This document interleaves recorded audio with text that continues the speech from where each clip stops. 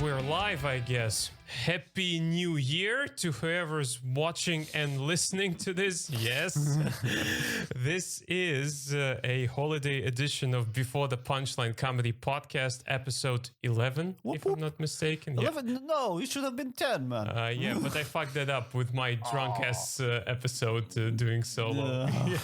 Well, you were drunk when you did your solo. Yeah, I was drinking rum and cola. That sounded so dirty. Yeah, it did. I'm only drunk when I go solo. Oh, yes, I do. Well, anyway, yeah. So we're doing something special for this one because not only is this the holiday episode, a year in review episode, as it will be called, you know, very like... year in review. What did you just do? Very like... Is that how you do after you finish? Yeah, exactly. That was... yeah. Now get out. Yeah, not only that, but we're also actually doing something special because we are recording the video as well for the first time. All that time that we've been doing this, we're recording actually the video, and I will be posting the video on YouTube as well. May I suggest to other websites? No naming websites. Just, no naming, yeah. You know, let's just say that it is much easier to get monetization on some particular websites other than YouTube. Two men, one podcast, yeah? Yeah, 2 men, 1 podcast. A Russian and an Arab. The interracial 2 men, 1 podcast. Yeah, exactly. Tell me that's not like at least 10 views. I think it will be like 10,000 views probably. not even 10 views. And they're all from my family having some dirt on me to beat me with that, you know. Exactly, yeah, exactly. That's exactly what it's going to be. But anyway, so the reason why we are actually here is because we have nothing else to do.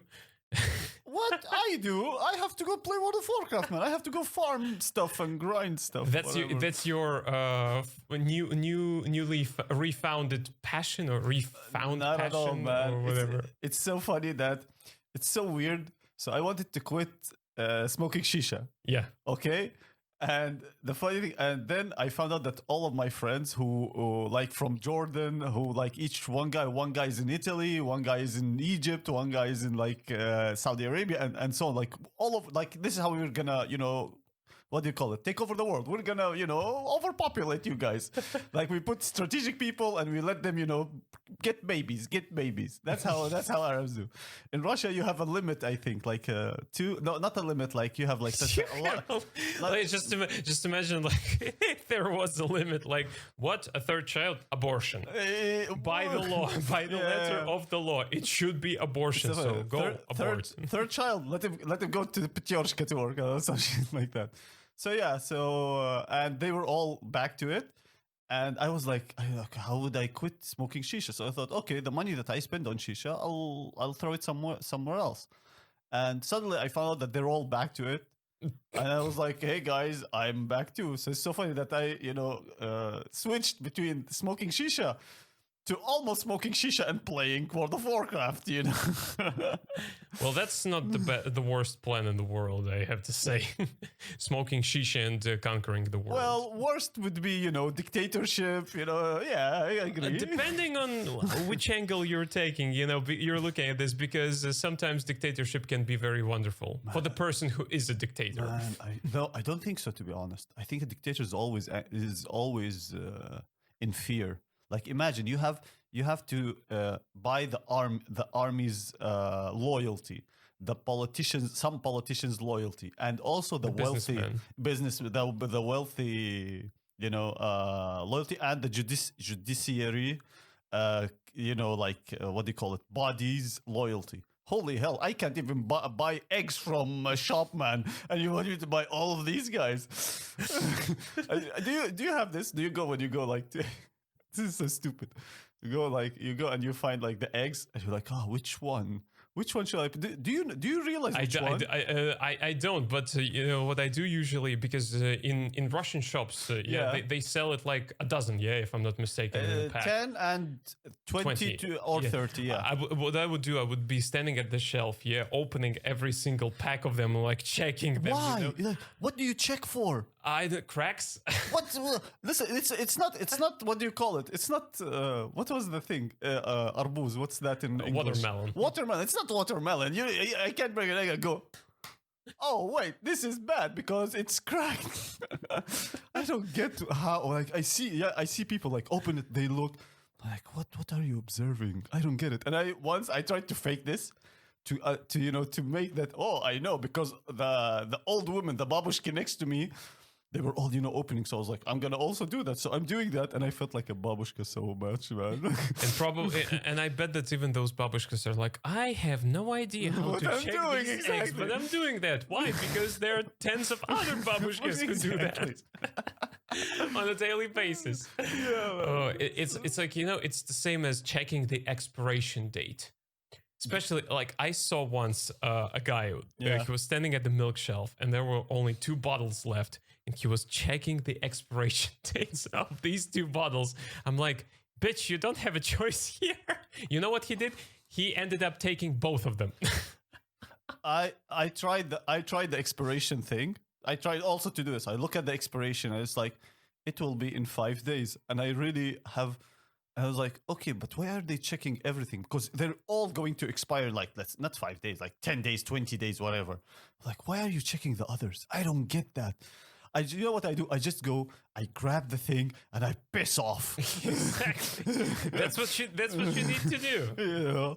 I don't care. Like, I once got chicken that's, what do you call it? Was it spoiled chicken? Is that how it's spoiled chicken? A chicken that smokes, Yeah, spoiled chicken, does drugs, like, ooh, I am French. Hello, I'm chicken. I'm 14 years old and I already smoke and do drugs every day. My mother gives me eggs, I don't know. So, my mother gives me birth. Gives me birth. I don't know what that comment is, but me neither. Trust me. Anyways, so I bought it and it was messed up. Like when you open the smell, it was like so. What's it called? Royal. You go fart. That was what it was, man. Seriously, this was like holy hell. So I didn't know that the dead chicken can fart. Apparently, it was the spoiled chicken. You see, it didn't care. And what happened is that I called my mom. I was like, if there's a weird smell coming out of the chicken, does that mean it's bad? And she's like, how does it smell? Like, how weird does it smell? I was like, remember when my nephew just, did his thing when he was 1 in the middle of the room? And she was like, yeah. I was like, times 20. And she's like, it is. And here's the thing. And then she goes, okay, so here's what you do. You get lemon, you get vinegar, you wash it with it, you put it in the refrigerator, and voila, throw it outside the fucking window. That's how they do that actually in the shops. All the goods that are near the expiration date, they just do the same thing. They rub it with the mix of lemon and vinegar. I think they put something inside of them as well, and they put it back on the shelf. And they sell it with a discount. That's how they usually do that. My mom is a guru in this thing. Wait a second, was she always feeding us that? I think that your mom was one of the people who actually do that. Who does that every time on daily basis. How do you say? She's like a very resourceful woman. I have to say that, or else I won't be able to go back home. Oh yeah, or else you wouldn't have so many brothers and sisters. Oh no! I have only 2 sisters, but I have trillions of cousins. Oh, like literally, we have So I have an aunt who's so she's not only a grandmother, she's like, what do you call this? I don't know. Great grandmother. Gaia. No, she is the grandmother. Yeah. So she has a daughter, her daughter had a daughter, her daughter's daughter had a daughter, and her daughter's daughter's daughter had a daughter. So how many daughters I said? Just you guys guess. Multiplied by 100, I guess, or something like that. It's like 4 generations, I think, like 4 generations. Holy shit. So, yeah. So I tell you, this is how we're gonna really, overcome everything. You guys think you think the Americans have our oil? They don't know that we have, we're going there to I like it. You know how with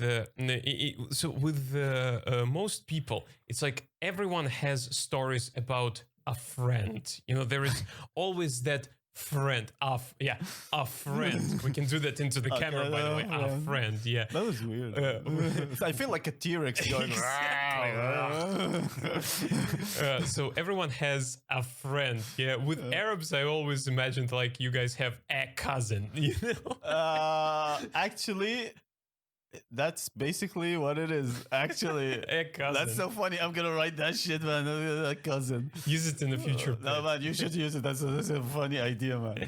Cousin. Yeah. We basically have a cousin. Yeah. You know, and then everybody goes, "But you're a lonely child." You're like, "No, a cousin." You're like, "But your parents are lonely children." You're like, there's "A like cousin." And the music from the saw in the background. Ta-da-dum, ta-da-da-da-dum, ta-da-dum. Wow, that was. Did I tell you a small story about that movie? Sure, yeah. Go ahead. So we had. So one day when we got this movie, we were watching this movie, okay, and our friend calls us. And he's like, "Hey guys, let's go out today." And we're like, "No, we're watching Saw. We just got it just came out. We're watching this. If you would like, we can we just started, so we can pause. You can come. We can watch it together." And he goes, "No, I already watched the movie. It's a great movie, but come out. It's my only day out. Let's meet up, and then you guys could go watch it another day." So we were like, "No, piss off, man. We're gonna watch it. We'll see you next week." So what he did is that he took a taxi from his place to my cousin's place, like to our place, and it was about I think it was a 20-minute taxi drive. And this guy never takes taxis, never. And he took a taxi. He just he doesn't spend anything on transportation. He took a taxi there. He came to the house. So we had a sliding door. So he opened the sliding door, and we saw him. He was like, "Hey man, come watch the movie." He's like, No, I need to leave. The killer is on the floor, and he leaves. You should have just rushed after this guy and killed him. Man, believe me, man. No, man, he would have killed us. Even if we rushed it, he would have killed us. Well, but still. Spoiler alert, by the way. Yeah, sorry. It's been 20 years or something like that. Seriously? Yeah, it's been I think almost 20 years. Yeah. What did you do 20 years ago? Playing with a stick. Really? In Russia, you had the stick? In the yard, yeah. And I don't mean that in a dirty way. Yeah. But seriously, still one of the best horror movies I've ever seen. Is like it a the horror first movie? Saw. Yeah, it's considered to be. I consider it a horror movie. And you know what I don't like about the next altercations, the sequels? Yeah, too much gore. Too much gore, too much blood. Because if you go back and you rewatch the first Saw, there isn't so much blood. Like the final scene where the doctor he actually cut off his leg. Yeah, they don't even show it to you. So they don't show you the meat, the blood, nothing. Maybe that. I don't know if there's a director's cut. If you know, literally. I think there is, but it still doesn't include that because the movie wasn't about that. The movie was about the plot, and no one saw that coming. The ending, nobody saw that coming. Yeah. I mean, I was fucking shocked when the ending took place. Yeah. You know? So. And 20 years ago, you were playing with a stick. 20 years ago, I remember this. This is so weirdly funny. Well, it's not almost 20 years ago. It's 9/11 2001. Okay. I was coming back from school. It was my cousin's wedding. So I came. I was like, we're going to have wear my, what do you call this? I don't know if we talked about this before. Wear my suit. Like, hey, I'm going to go to, a wedding and, party and shit. I know Arabs, we do party, I think. That was what it's called. At least in Moscow, yeah, they do, guys. Yeah, man, they do. And I came into the house, and my father is standing watching Al Jazeera, watching the TV. And he goes, "We're fucked." The best reaction that you might give. And he just looks at me, and he goes, That's your fault. What? That's for you to deal with in the future. Basically, that was it. That was his thing. Like that's your thing to deal with. And Bulin, we've been dealing with this for so long as Arabs, you know. Oh my god! Yeah.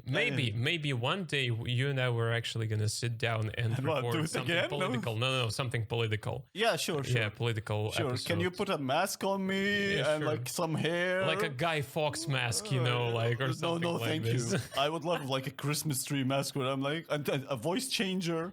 Yeah. I'll take the Gremlins mask, you know, but then everyone will be that's George Bush or something.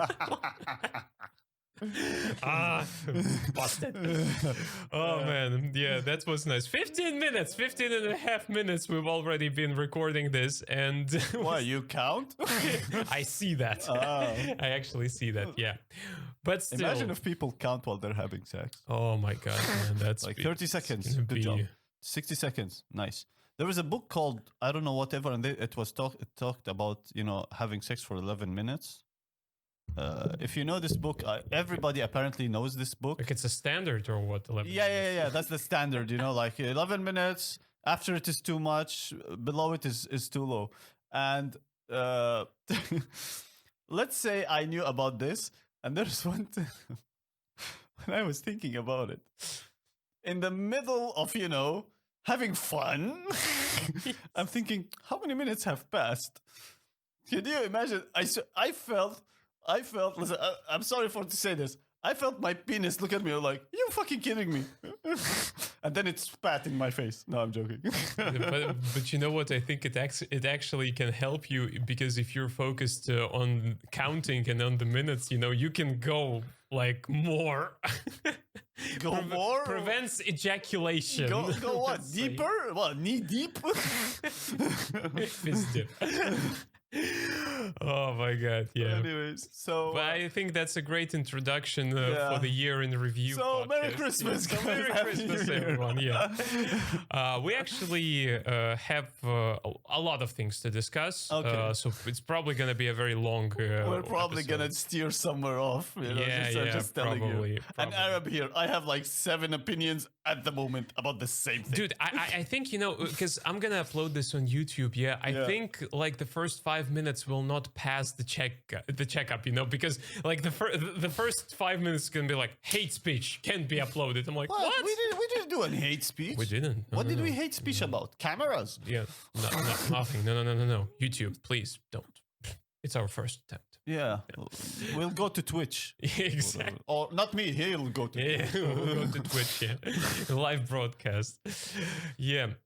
No, seriously, what were we talking? I forgot what we were talking about. We wanted to talk about this year, how this year actually affected comedy and stand-up comedy in particular, and everything else in general. Because, and what a year it has been. I mean, I don't know what about you, but for me, that just like flashed in front of my eyes. Yeah. It was slow as tomatoes. I wanted to say it was slow as fuck, but there was like 11 minutes is not that slow. Yeah, exactly. But what do you call it? I think the Mayans messed up. You know, they said 2012. Those bastards messed up by 8 years, man.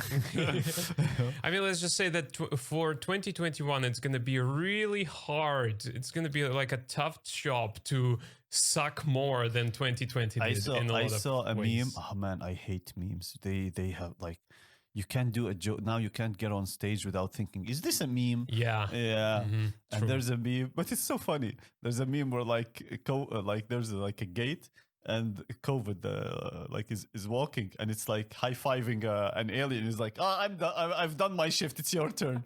I was like, well, actually, if he or it or she, I don't know, does it have a gender? Z.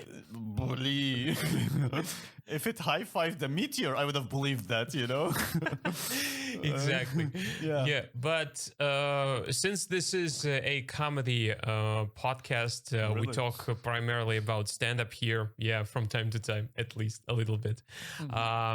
stand-up comedy in general has been affected a lot by this year and everything that happened. Of course, the COVID, the pandemic, the lockdown, and everything that followed it. But the opinions are still pretty divided on the subject of how badly the comedy world was affected. Is it okay me? Yeah, it's okay. Being comfortable. Okay. I really need just a shisha. You can take your pants off for as much as I care.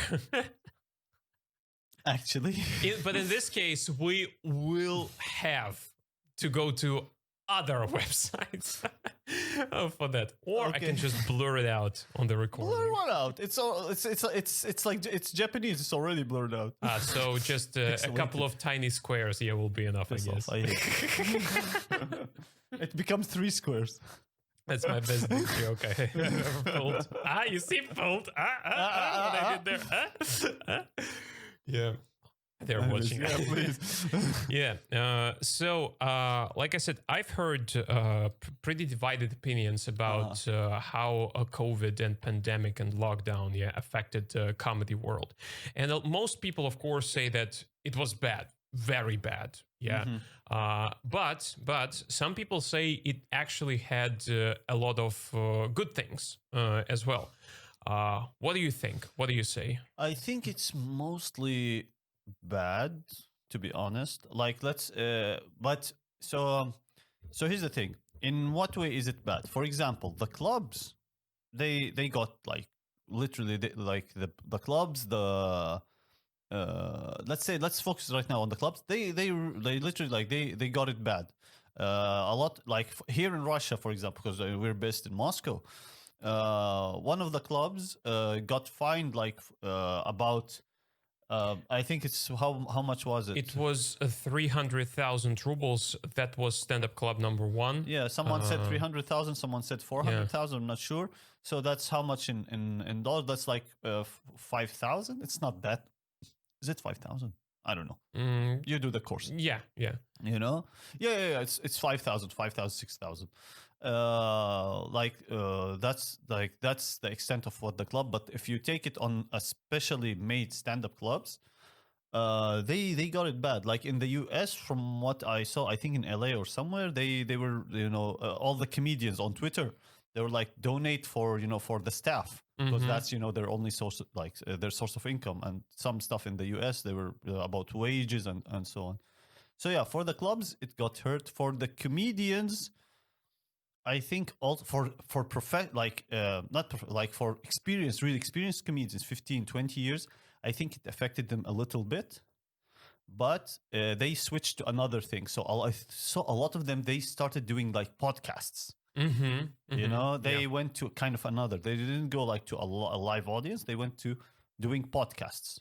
It was more for them, like two comedians talking, like same as right now, just two people bantering, shooting ideas and talking. I think, and there are other comedians like Patton Oswalt did something really great, which was he was like on his camera phone, and and he was like posting 1 minute, 2 minutes, and so on. It was so awesome. Christopher Titus, one of my favorite comedians. He's what he did. He did something really great. He actually like helped so many, like I think a few comedians do their own specials online. Wow. Yeah. That's nice. Yeah. He helped them. And he did like his, there's a special, it's coming out. I think it's called Carrying Monsters. It's talking about him, his family, and so on. He did it online. He did like a whole 50, I think the entrance fee was like between $5 to $10, if I'm not mistaken. So that was like a great thing to do, but if we check on the negative side, I think it affected people writing. Well, maybe. I actually agree with you there. Yeah, I agree that the clubs suffered the most. Yeah, whether it's Russia, whether it's US or any part of the world, the US in particular, because plenty of cities and states are still on lockdown. Yeah, they still don't have live shows, and that continues affecting. Like imagine, like 7 months it's been. Yeah, I think about. Do you know? Sorry for interrupting. You know what's so funny now with my head pop? Do you know peep shows? Yes. Where you put like Yeah. and imagine if there's like peep shows for comedians, like there's a glass window and a comedian like and a comedian comes in. And it goes on with his That would stuff. be weird. Sorry, Yeah. 7 months. So just imagine, 7 months it's been, in some cities and some states in the United States and in Britain as well, and it's like they're a lot of them are on the brink of closing, which sucks because there are a lot of really great comedy clubs there. One comedy club in particular, I liked what they did. So in the States, in America, there is a comedy club called Flappers Comedy Club. What they did during the lockdown, they conducted the shows. They organized the shows via Zoom or Skype or whatever, online shows.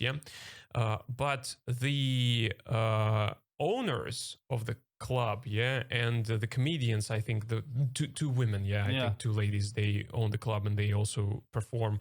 They were physically present at the club.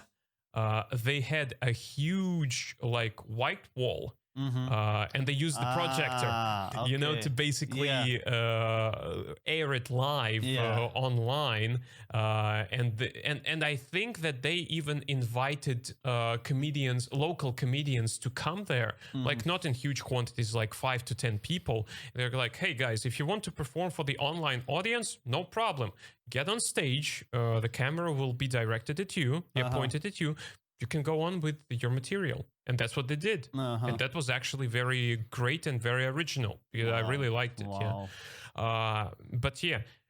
And again, like you mentioned, for more popular, more experienced comedians who have TV spots, that, of course, the year wasn't good for them. Like, no gigs, no TV gigs, no specials. I don't watch a lot of them, like the talk show hosts, like what's they called? Colbert and like those Americans. Like before, there used to be a comedian. They would put him in the middle of their sets, in the middle of like late night shows. Late night shows, I didn't see that in some of them, but I didn't watch a lot. So So like because these are the spots that many comedians aim for. Like they like it's considered. I think that once you get invited there, you get noticed by everyone and people all of a sudden. Basically, you do.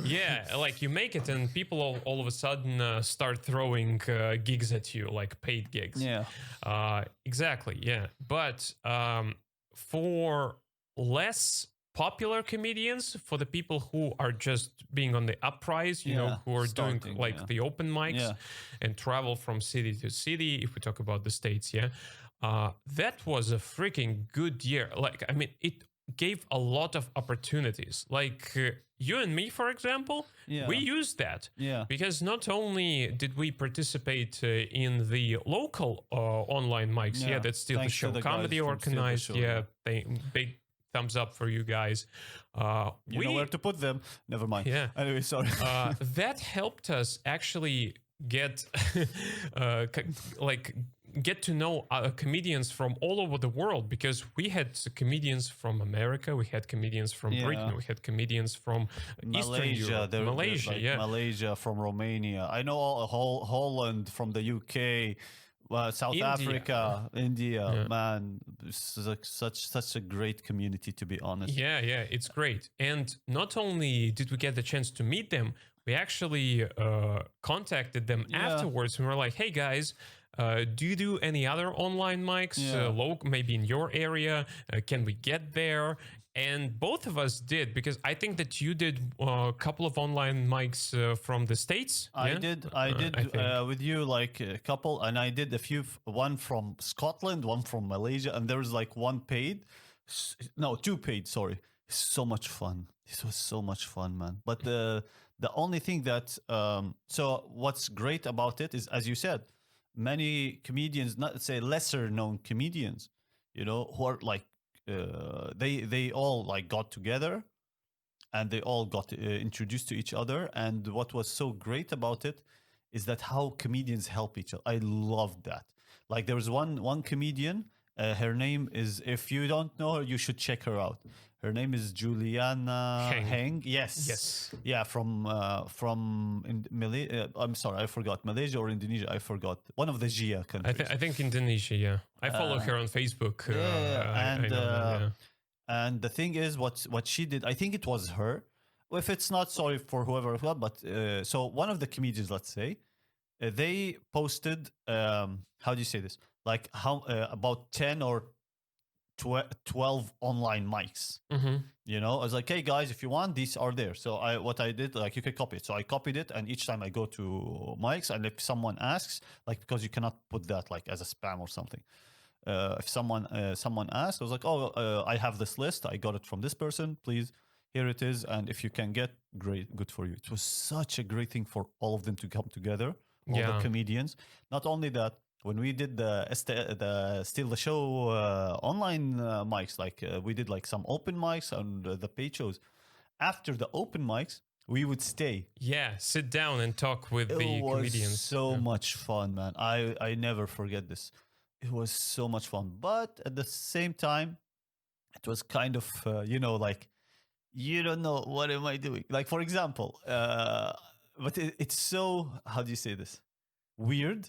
Because I think because we live in Moscow, why I'm saying this. So like if you have a joke, a very specific joke, and like you need the joke where you need to know the local context, the local, culture, or even like even for example, you could say some people take this joke better, like understand it better. So in my case, I had one joke. I make it every online mic I did. It destroys the people. Like, no, it doesn't. Sorry, bad choice of words. It makes people laugh. Like you can see them go. Yeah. And I do it here. Nothing. Exactly. I only get like the three foreigners, or like sometimes we get more. Only the foreigners laugh at it. The Russians, who have like maybe a bit more of English knowledge, they go. But people who crack their ribs, it's only foreigners, and it's so disparaging. Yes, that one. It's so disparaging. Also, when you make online, but it was so much fun. Like, I remember at the beginning, the guys were like, "Guys, put your mics off," blah blah blah, and it pissed me off. I was like, I don't want that. Let's hear people laugh. And when the guys like gave me like the chance to host some of the online mics, I was like, don't let your mics on. I want to hear your dog bark. Yeah, I want to hear you go. That. I want to hear you go drink and go. Yeah, I remember that.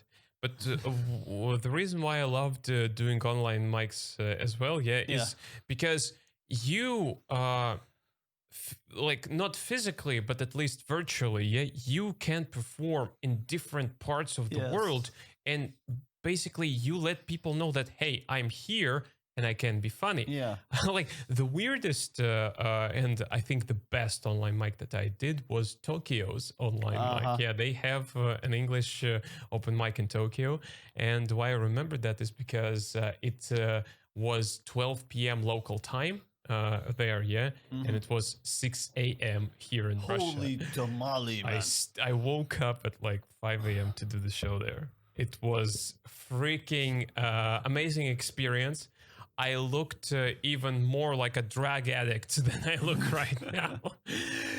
But that was actually pretty good. And there were actually some very creative people, some very creative comedians. I think you even saw the guy. I think again Indonesian he was. He took the full advantage of this, like of the Zoom, like the background, the green screen and everything. And he basically every single one of his sets that I saw, 3 of them. It was so unique. He would like show the videos, like the short promos that he did. He would change the background for the context of the joke. I was like, this is so freaking genius. If you're trying to visualize, so here's one of the things that he did, because I was on one of those, I think. So what he did is that the Zoom background, you can change it. So he changed the background, and at one point, he changed it to him singing, and then on the background, it's him singing, and he was dissing himself. You get that? I remember that. You get that? That was like, I was like, hey man, kudos, man. I think I also remember one guy. You probably were at that show as well. The one who wanted it was taking a bath. Yeah. So he started his set in the bathroom, like full clothes. Yeah, he was fully Full work clothes. Yeah, full work clothes, like a jumpsuit, or working jumpsuit or something like that. And as his set progresses, he takes off his clothes, he turns on the water in the shower, and he starts washing himself. Yeah. I was like, the bottom forget wasn't the set. Yeah, forget the set. Just the idea, how he delivered it. That was freaking hilarious. Another thing. So first of all, his lower half wasn't visible. Let's say. Too but bad. What he did was when he was doing his set. Why it was so amazing for me. So he was taking a bath, and he's talking about something entirely different. Like he's not even acknowledging that he's taking a bath. Like saving nature or something like that. Yeah, to that extent. He's not even. You get like it's when you get on stage with shorts and pink socks, and I know a devil's horn on you, and you talk about the cats and dogs. It's like people are like, what the hell is that? And you like, it's like, that's me. So basically, when you're Nikolai.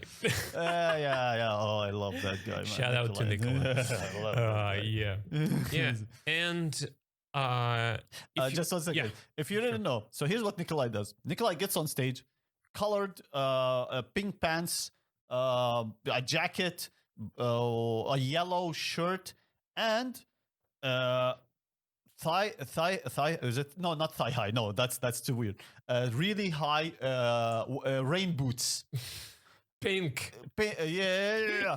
And you're like, what? Okay. Yeah. And he just goes on his set without even like saying Acknowledging, anything. that he doesn't. I think once he acknowledged that some guy tried to heckle him, he was like, dude, I'm dressed like this. I don't give a fuck. You can't put me down even if you wanted to. Yes. Yeah. But back to the online mics. Yeah. Now, I really hope that this format will live on. And it will be extended beyond the lockdown. Once everything gets to normal by the end of next year, I think it will be. Yeah, hopefully. Really you're hope, a scientist now. Yeah, something like that. I really hope that the online format of stand-up comedy will remain. Why? Yeah, because it's just a giant window of opportunity for a lot of people.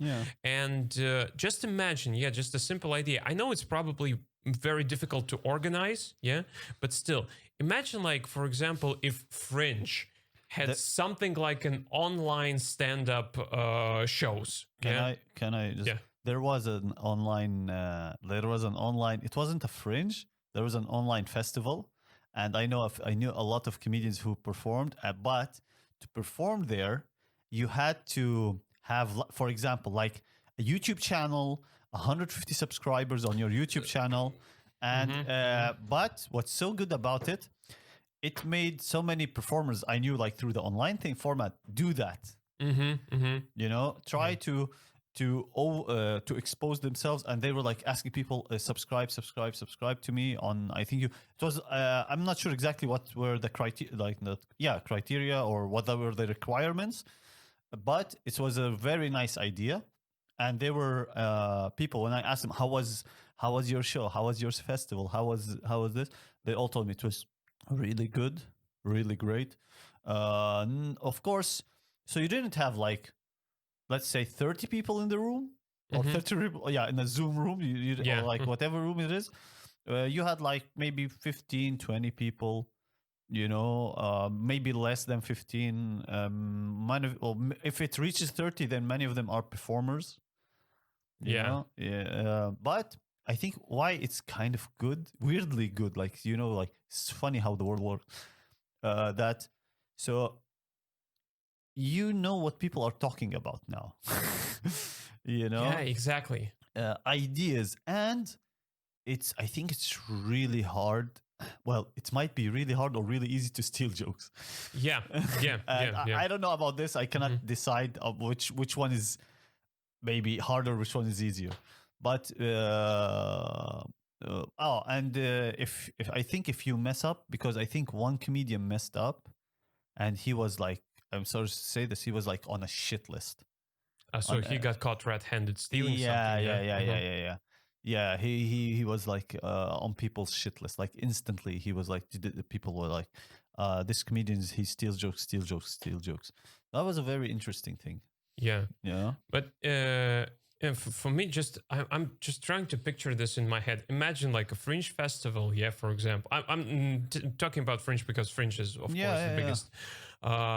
Like you have people from all over the world watching you, like, and for example, take me for example, yeah, financially right now I can't allow myself to go to Fringe. Even if it was right now, operating, so to speak.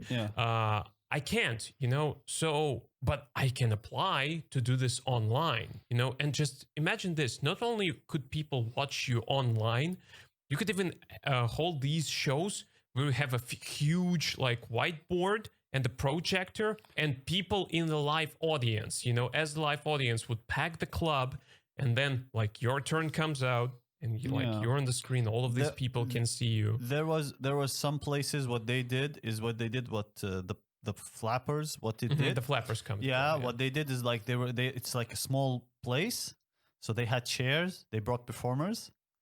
They brought performers, and so they had a big screen, or like a projector, three-sided project, like one side, like three sides, and they projected the Zoom thing on them, or the people. So it was like you're performing in front of these, like the same as you said about flappers. But they did that. The Fringe thing, it's if you go like online comedy festival, you will find. That's nice. Find it was like really interesting. I don't know now if they do that, but what I know is there are a few online comedy shows going. This is great. No, this is great. They're still going. I really hope that it will remain. This online comedy format will remain, because not only does it give a lot of opportunities for the comedians throughout the world, to perform basically in different countries. It will also open from the business standpoint, to the owners of the clubs, to the organizers. It can actually be beneficial for them. Really? I don't think so. I think you can monetize it. You definitely can. Even so okay. So even if you monetize it, let's say like I think some money. How will you? I think the only way to monetize it is just to go, hey guys, this is my Patreon, this is my something like this, bank account, something like this. I'm pretty sure there are some streaming platforms where you can watch the online broadcast only if you pay, or only if you're a paid subscriber. Yeah, so something. But like then that. Again, so like I'll give you an example. Like, who would want to watch me? I wouldn't want to watch me.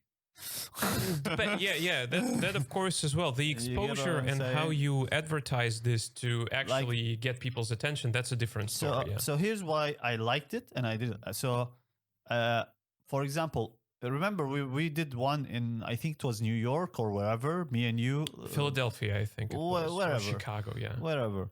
And when we did it, there were 50 people. Oh my God, 50 comedians exactly performing. Yeah that was crazy. And here I thought that Russian open mics were packed with comedians.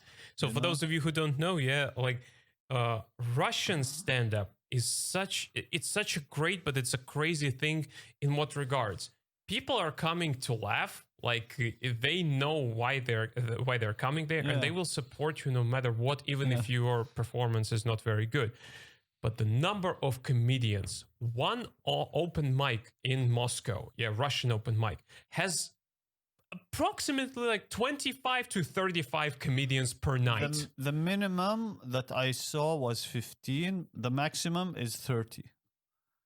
Yeah, we did. From 15 to 30. We did when we did Montes. I remember Yeah. there were 32 comedians on the 32 list. performers. you One know? show. Oh my god! I mean, like Yeah. crazy. Yeah. That is so- crazy. Yeah, you get, but that was your, but that one, you were not performing in front of comedians. Yeah, you were performing in front of people. 120 to 130 people. In online, it's mostly like the only way for you to advertise. You advertise. Sorry, you advertise in front. You advertise to other comedians.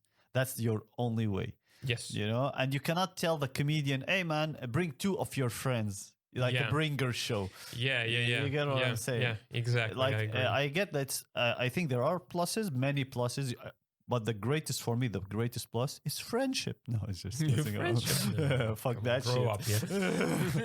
You know what do you call these bears? The Teletubby bears? I don't know what they're called. The belly clocky. I don't know, the belly lighty bears. That's not freaky at all. Yeah, out of a Saw movie, man. So, no, please Hello, don't. Abed. I want to play a game. I want to sleep. you remember the movie The Ring? Yes. I watched. The Japanese one. or Yeah, American- man. the And I didn't Japanese one, sleep. yeah. Whenever I went to bed, I would look up and I would see the girl on top of my.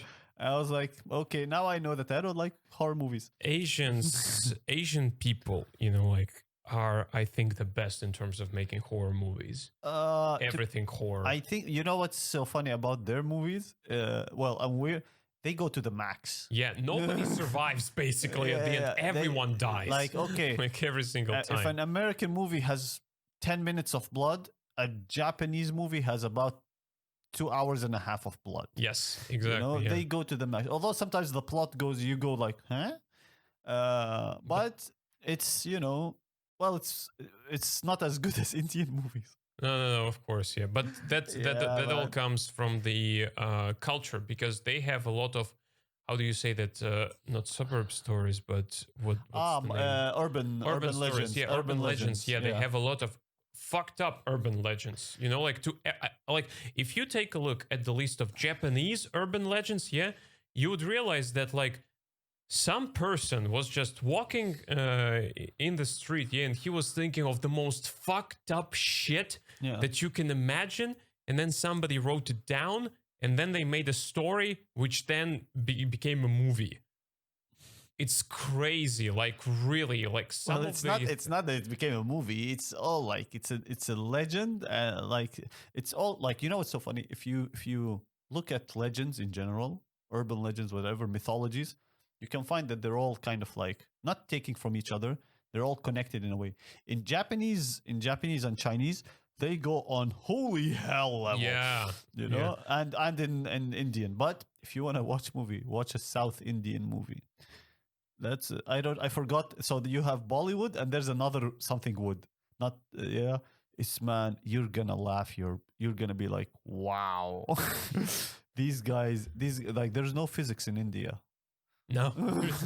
Contactless fights. There's no physics. They're like, what like, for guys who like, they're geniuses, like, not geniuses, they're really like into tech things.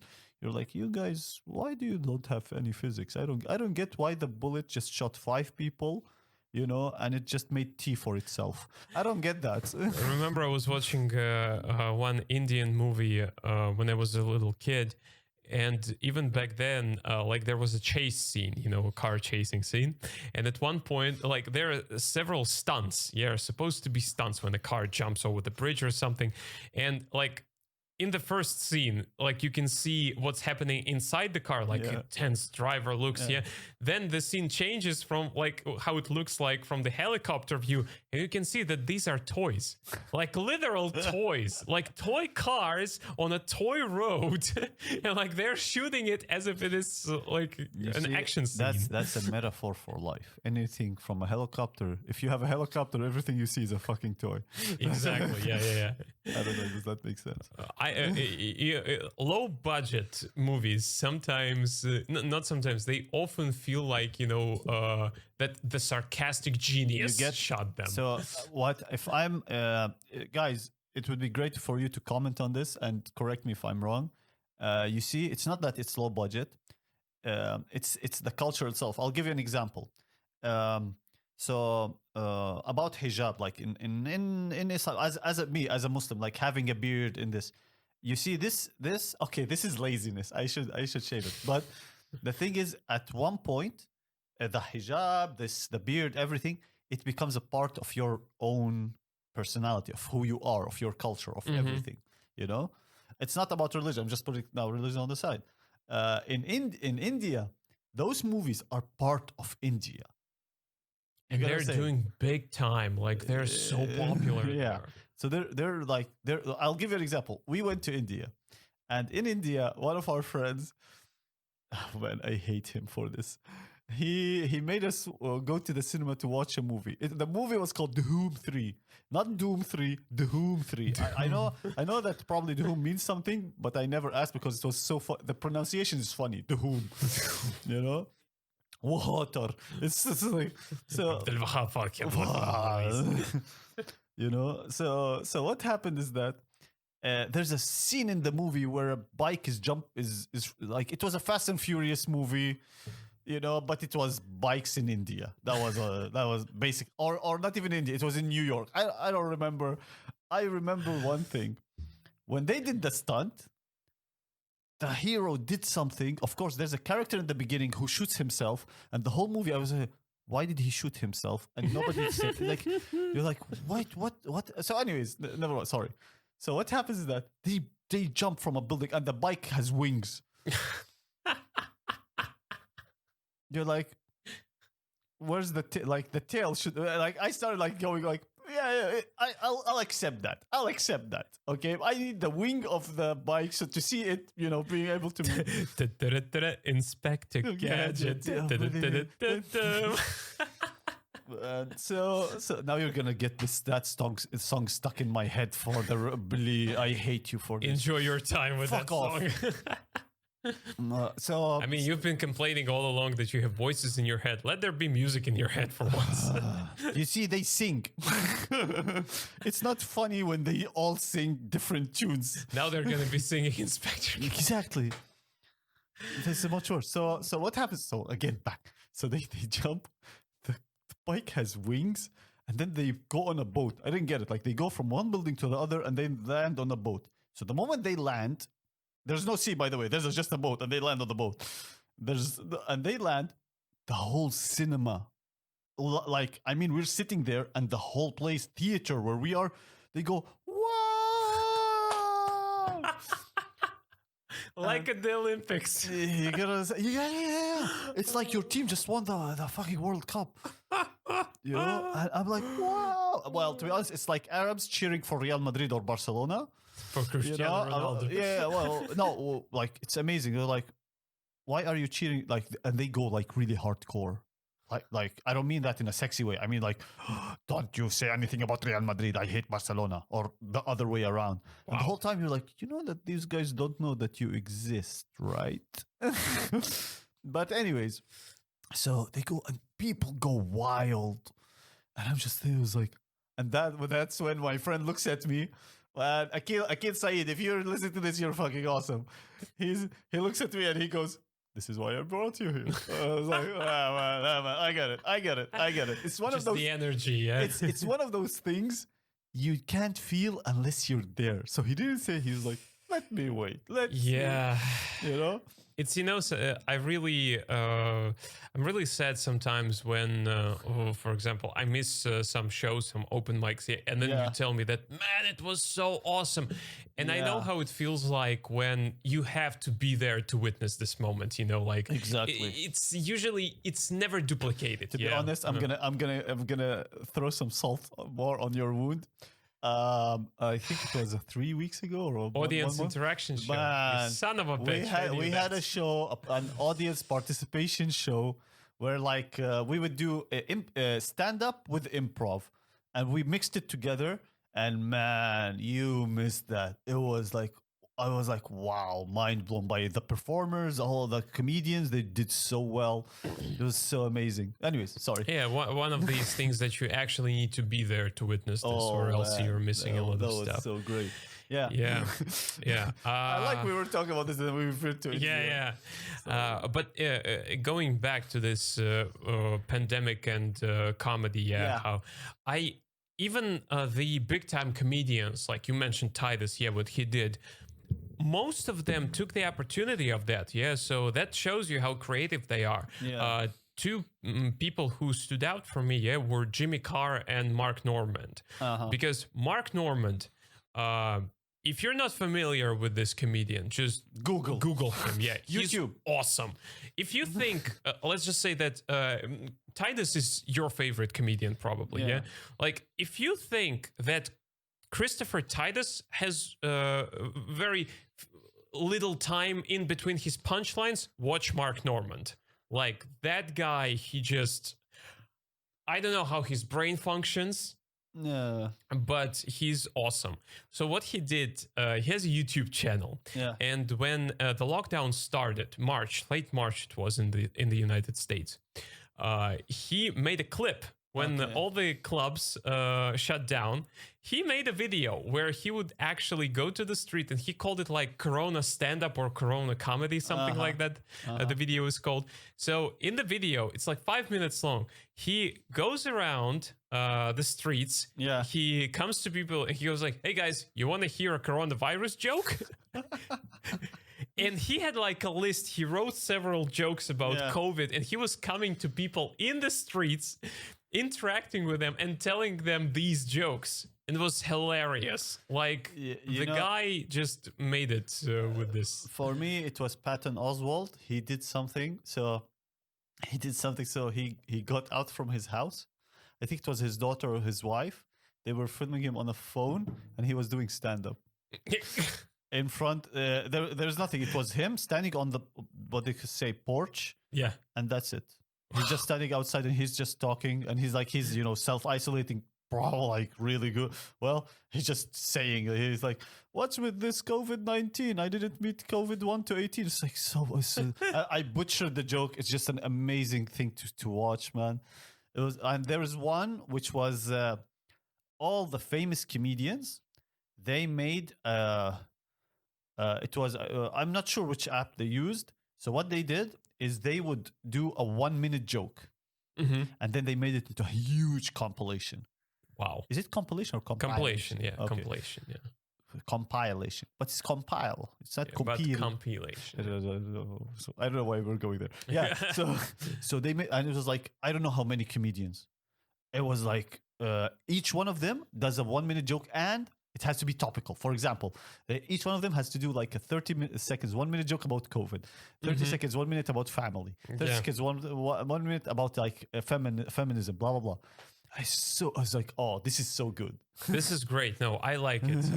I like such stuff very much. Yeah, that actually one other good thing that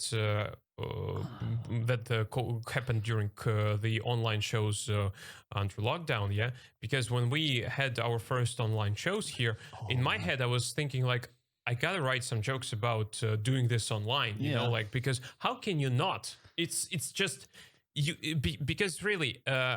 Whether you like it or not, but the online format of performing is different from performing in front of the live audience. And in my head, I was like, I need to take advantage of that. Yeah, write some topical jokes, for example. I'll tell you something funny about that. So when I did my first online, it was thanks to the guys from Steal the Show. They were like, it's like a paid gig. I was like, great. So I was like, how can I do it? So I had to fix, like, I remember, thanks to Igor Monday, he was like, there's an app, you can turn your phone into a mic and so on. So I did all of that. And I was like, okay. And I was so nervous. I was like, what the hell am I going to do? I talk to myself. I never talk to myself in front of, like, you know. So I got my shisha, and I was doing my set while having my shisha, you know. I was like, oh, it was like people are interesting. But here's the problem. My laptop decided to update. Windows as usual, yeah. Yeah. So here's what happened. So my set went like, my name is Owaysi.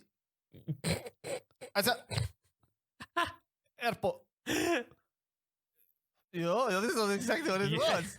And I did 15 minutes. Now here's the thing. I did 15 minutes. 10 of them was that. It gets worse. I didn't know. The whole time I was like, I'm doing that shit. They're laughing. It's great. Apparently it wasn't. It was so fun. But I ended on a laugh, so that's a good thing. I remember what kind of setup I had, because I had the USB mic, yeah, so it was okay. But the setup in general, like I wanted like a monotone background. Yeah. So what I did, I put the ironing board couple of boxes onto it, the laptop atop, right in front of my curtains, and I stood there. Now I used to live in a different apartment when that happened, yeah, and like right from the left to the left of me there was a bed, and my wife was pregnant at the time, and she used to lie on the bed like most of the day. So she's lying there and she's listening to me doing all of these jokes and God. laughing my ass off into silence. Wait a second. Let me get this straight. You're in the bedroom. Yep. And she's there.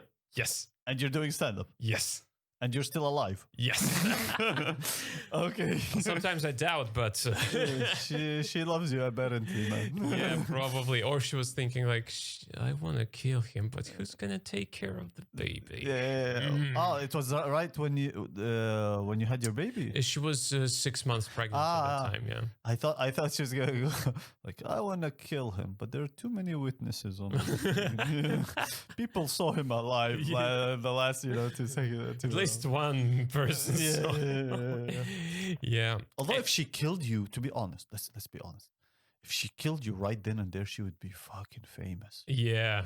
Imagine the headlines, and a pregnant wife kills a comedian while doing online stand-up show. That's that. Wow. That would be, you know what? That would be an appropriate death for a guy who does comedy. Well, yeah, man, you'd be like, what's his name? Kurt. You kind of look like him. Who was that comedian? Remember the story from last year, I believe. Some guy, an very experienced comedian, but not very popular. Yeah, he was about 50 years old, maybe even older. So he had a stroke and he died in the middle of the show. And like he played it up to the end. Why it was like I want to say it was funny, because as he's performing, he starts having this stroke, and he can feel it. He's like fading away, and so what he does, he bends over a little bit, he grabs his chest, then he takes the mic and goes like, "I think I'm having a stroke right now, and wouldn't it be funny, guys, if you decided to come here on a Friday evening after a hard-working week, only to witness a comedian die in front of you?" He played it up to the end. Well, I think you told me about this. Yeah. Well, man, I don't know what to say to that, to be honest. Well, I'll tell you something. It's not, of course, as hard as that one. There's a comedian, Will Anderson from Australia. This is an awesome comedian. I love this guy. Every year he puts out his special, a new hour, since he started. Wow. And I don't want to say it's all funny, but he's like really, really awesome. So he has a problem, I think, with his joints. Okay. So he can't bend over. He can't. So he gets the bottle of water, and sometimes his joints are so weak he cannot even open a bottle of water. And he was making a joke about this, and then there's a bottle of water right in front of him, and then he goes to it and he tries to open it and he can't. And the audience think it's a shtick. It's like something that that he's messing. He actually can't open it, and then the audience start realizing he actually cannot open it, and it makes the laughter, makes the whole thing about it so great. It's just It's the special is there. His name is Will Anderson. I think it's 2018 or 17. It's the whole thing. How he talks about it. Talks about how he can't go to the gym and on so on, and it's so hard for him to do that. And then to open that bottle of water, and he messes. He's the same. He's like, what if I can't open the bottle of water? And he actually can't, and he gets a bit of a shame, and you can see it. He's like, oh, I can't. And then people start, laughing, and it's amazing. Imagine how uncomfortable this situation could have turned out to be for the people. When they're laughing, they think it's a part of the act, but then they realize, oh shit. Yeah. Are we recording this? Are we getting a refund? Should we pay more? Yeah. So, but something back to the online thing. The beginning. So, what was so much fun about it? It was the beginning when it started, because nobody knew. Like Zoom just blew up because, well, fuck, bad choice of words again. Zoom just blew up. And on the topic, it's such a great story how some people can get a lot of profit from this, because not a lot of people know, but Zoom as a software has been on the market it's not the first year. It's been about five years since it was created, but because Skype was dominating the market, nobody just wasn't able to compete. But Skype is a piece of shit in terms of online connection. Like everyone knows that. Zoom is much more stable and has better audio quality. Yeah, and it spies on your PC, so it's fine. Yeah, exactly. And then like they have this, the pandemic started. Yeah. And all of a sudden, for I think like about 2 months, the guy who created Zoom, the creator of Zoom, he went from like middle class engineer or programmer, just like that, to a like millionaire. Yeah, it was crazy. Definitely. Yeah. I will tell you something. So, what's so fun about it was at the beginning, because people didn't know how to use the program, what programs to use, and so on. So there was a funny part. Stuart Goldsmith, great, English comedian. He's really great. So, anyways, he does something called Comedy Sofa or something like that. So he does stand up. He invites comedians. They do their thing. So he didn't know what to do with Zoom. Mm-hmm. Like how to do, like, for example, let people in, and anybody who would connect instantly would connect. Okay? I hope you see where this is going, because it's so fucking funny. So what happens is that, and he put the address, on Twitter. The perfect place to put that thing on. Especially when you have several thousand followers. Yeah. I mean, if he put it on, I don't know, man, on troll.com, on 4chan, it would have been much less, So he put it on Twitter, and people started, like I was there, I was watching the thing, and you see people enter, and like everybody's watching, and then suddenly one of the screens, pops, and it's a guy, fat guy, masturbating. You see, that's how good of a comedian Stuart Goldsmith actually is. Yeah. Even while you watch him and masturbate, that's how good he is. So people get a hard edge from his comedy. You can slap him. So what happens that? So this guy, so he freaks out. He's like, "What the fuck?" So he starts, checking. I think it's on Twitch. I think you can find that in March, in March or in the beginning of April. That show, it was like the first or second show that he did online, and he found a way to remove it. And he's asking people, "Hey, does anybody know how to like filter, make it like a waiting room? Yeah. How to do the waiting room?" And while he's saying that, another guy comes in and his penis is on the screen. This is so funny. And then he freaks out. He's like, "I'm gonna kick him," and he kicks. He kicks him, and it's just keeps pouring it until he realizes how to do the waiting list. So then, oh my God. Then the comedians start. So he's gonna call the next comedian, and the next comedian is on the toilet.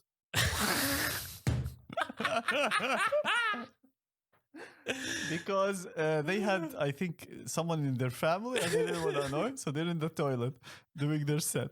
And I was like, this is gold. You can't. This is gold, Smith. This is So I guess if you do another pun.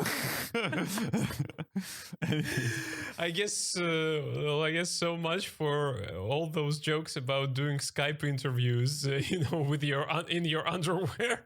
Did you see that Macron was in his underwear when he did the speech thing? Yes. So it's not just a meme. It's he It's actually not a did that. meme. Yeah, it's actually like that. Yeah. That's so funny. Oh my god, this is so freaking great. No, this say whatever you want, but in terms of comedy and entertainment, this lockdown and pandemic in general gave us a lot of funny moments. And a lot of dead people, to be honest. But sure, yeah, okay. Yeah, and lots of dead people. That's true. Lots of dead people as well. That is true. Yeah. I briefly wanted to go back. I wanted to say shout out dead people. That was a bit weird, no? Sorry. Yeah. Considering your face, yeah. Can you see how much he hates my beard? I know because he can't grow one. Like, look, Yeah. you know that his beard is like you can remove it with an eraser. Yeah. It's just, he just did it with a pencil. Anyway, so Yeah, I'm not the one who shaves in the morning and has the same beard in the evening. fuck off. I remember you once. I saw you clean shaven. I think only once in my life. I was like, "What? What is this?" Not who is this? What is this? And exactly. I looked so young. They actually didn't let me in a comedy club. The bouncer knew me. Okay, and when he saw me, he's like, I can't. But he's like, do you have your passport? I'm like, yeah. I was like, oh, thank God. I know a couple of people who have the so-called baby face. Yeah, you're one of them when you're clean shaven, and Arun is the other one. Oh, really? Yeah, because have you seen him clean shaven? I think maybe once, and I mistook him for a penis. He looks 17, a 17-year-old penis. That's.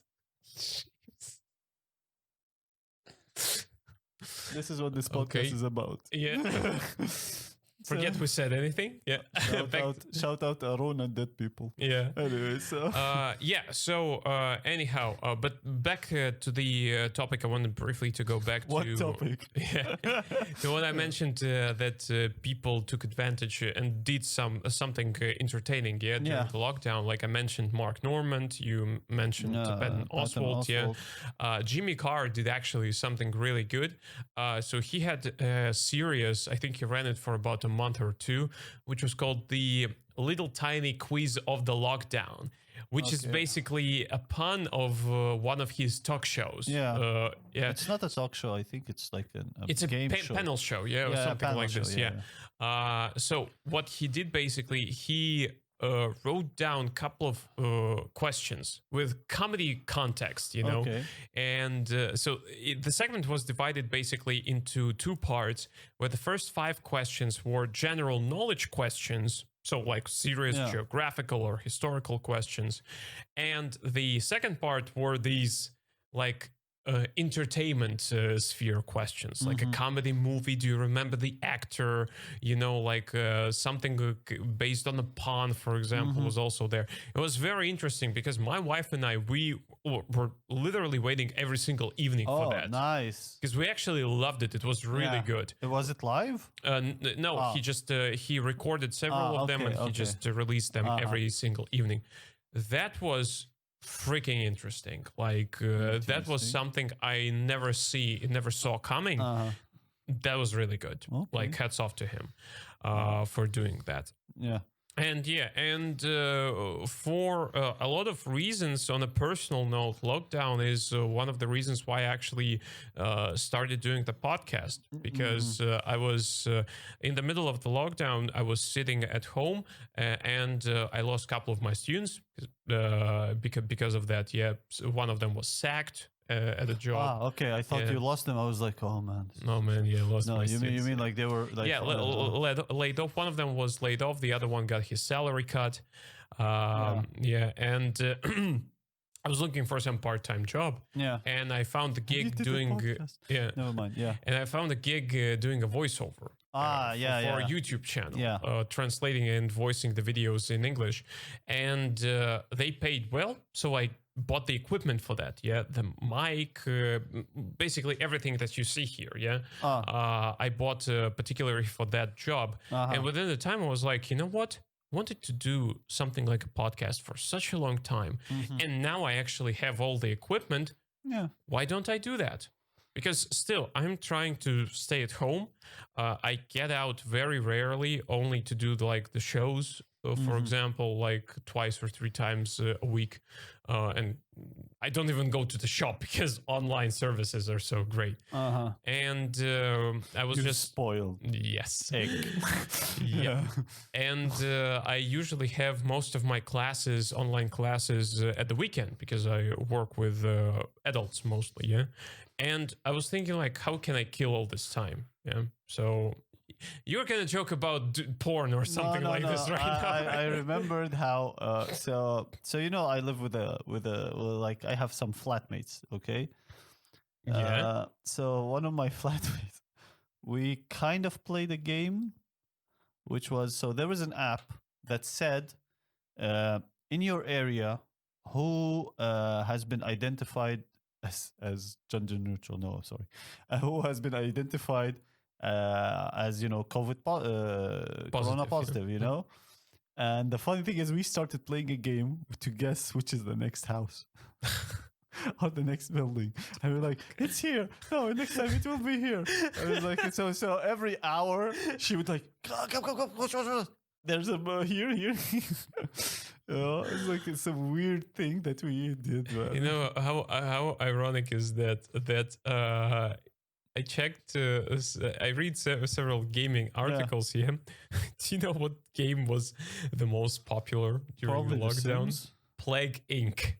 Remember that game? Oh, yeah. Well, remember, it's a few years ago. It's not like a really And they old. made a coronavirus expansion. Plague. Yes. I was like, oh my god. So weird. This game has never been more relevant than right now, I think. So weird, man. Oh my god, yeah. So yeah, that's how I think. So to sum up, summarize, in regards to how What are we comedy, okay, sorry. how comedy was affected by COVID and lockdown this year. I believe that comedy in general, in terms of live shows and comedy clubs, they were badly affected, of course. Yeah. A lot of people lost their jobs. A lot of clubs got closed. And it's horrible. Yeah. And one weird thing. So remember when we did the store, like we did the stand-up store Moscow with Yulia, Arun, and Igor. You know, nice, good performers. So what? See the setup of the tables. So they were like a meter and a half or 2 meters, according to whatever. I still don't get it. It's the same for me as don't go out after 11, but you can. But what do you do? If I do that, as if not only that, like as if like COVID sits like smoking a cigarette. It's like, what's the time? Exactly. It's not a werewolf. So as if werewolves are true. Are true. So anyways. So what was so funny about performing live in a live stage is that, like, when they did this seating, so you would tell a joke and the laughs would be like ha ha ha ha ha ha ha. It's like so weird that you're like looking, okay, wait, what? I think that we cut that recording, of the show, and we actually added these laughs, I think that we will get a musical. Yeah, exactly. I was actually thinking the same thing, like an accordion.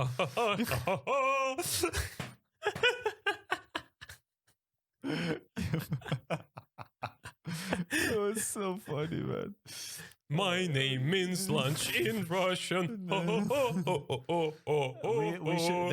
We should do like a bad joke to make them go boo, To keep ha ha ha boo boo ha, ha.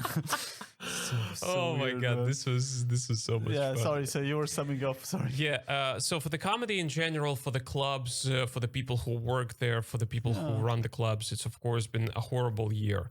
Yeah. But for the performers, and I don't mean like big time performers who get TV gigs and stuff, yeah, that was, in my opinion, of course, bad, because you cannot replicate the live audience online. Yeah, you Yeah. can do that. Yeah.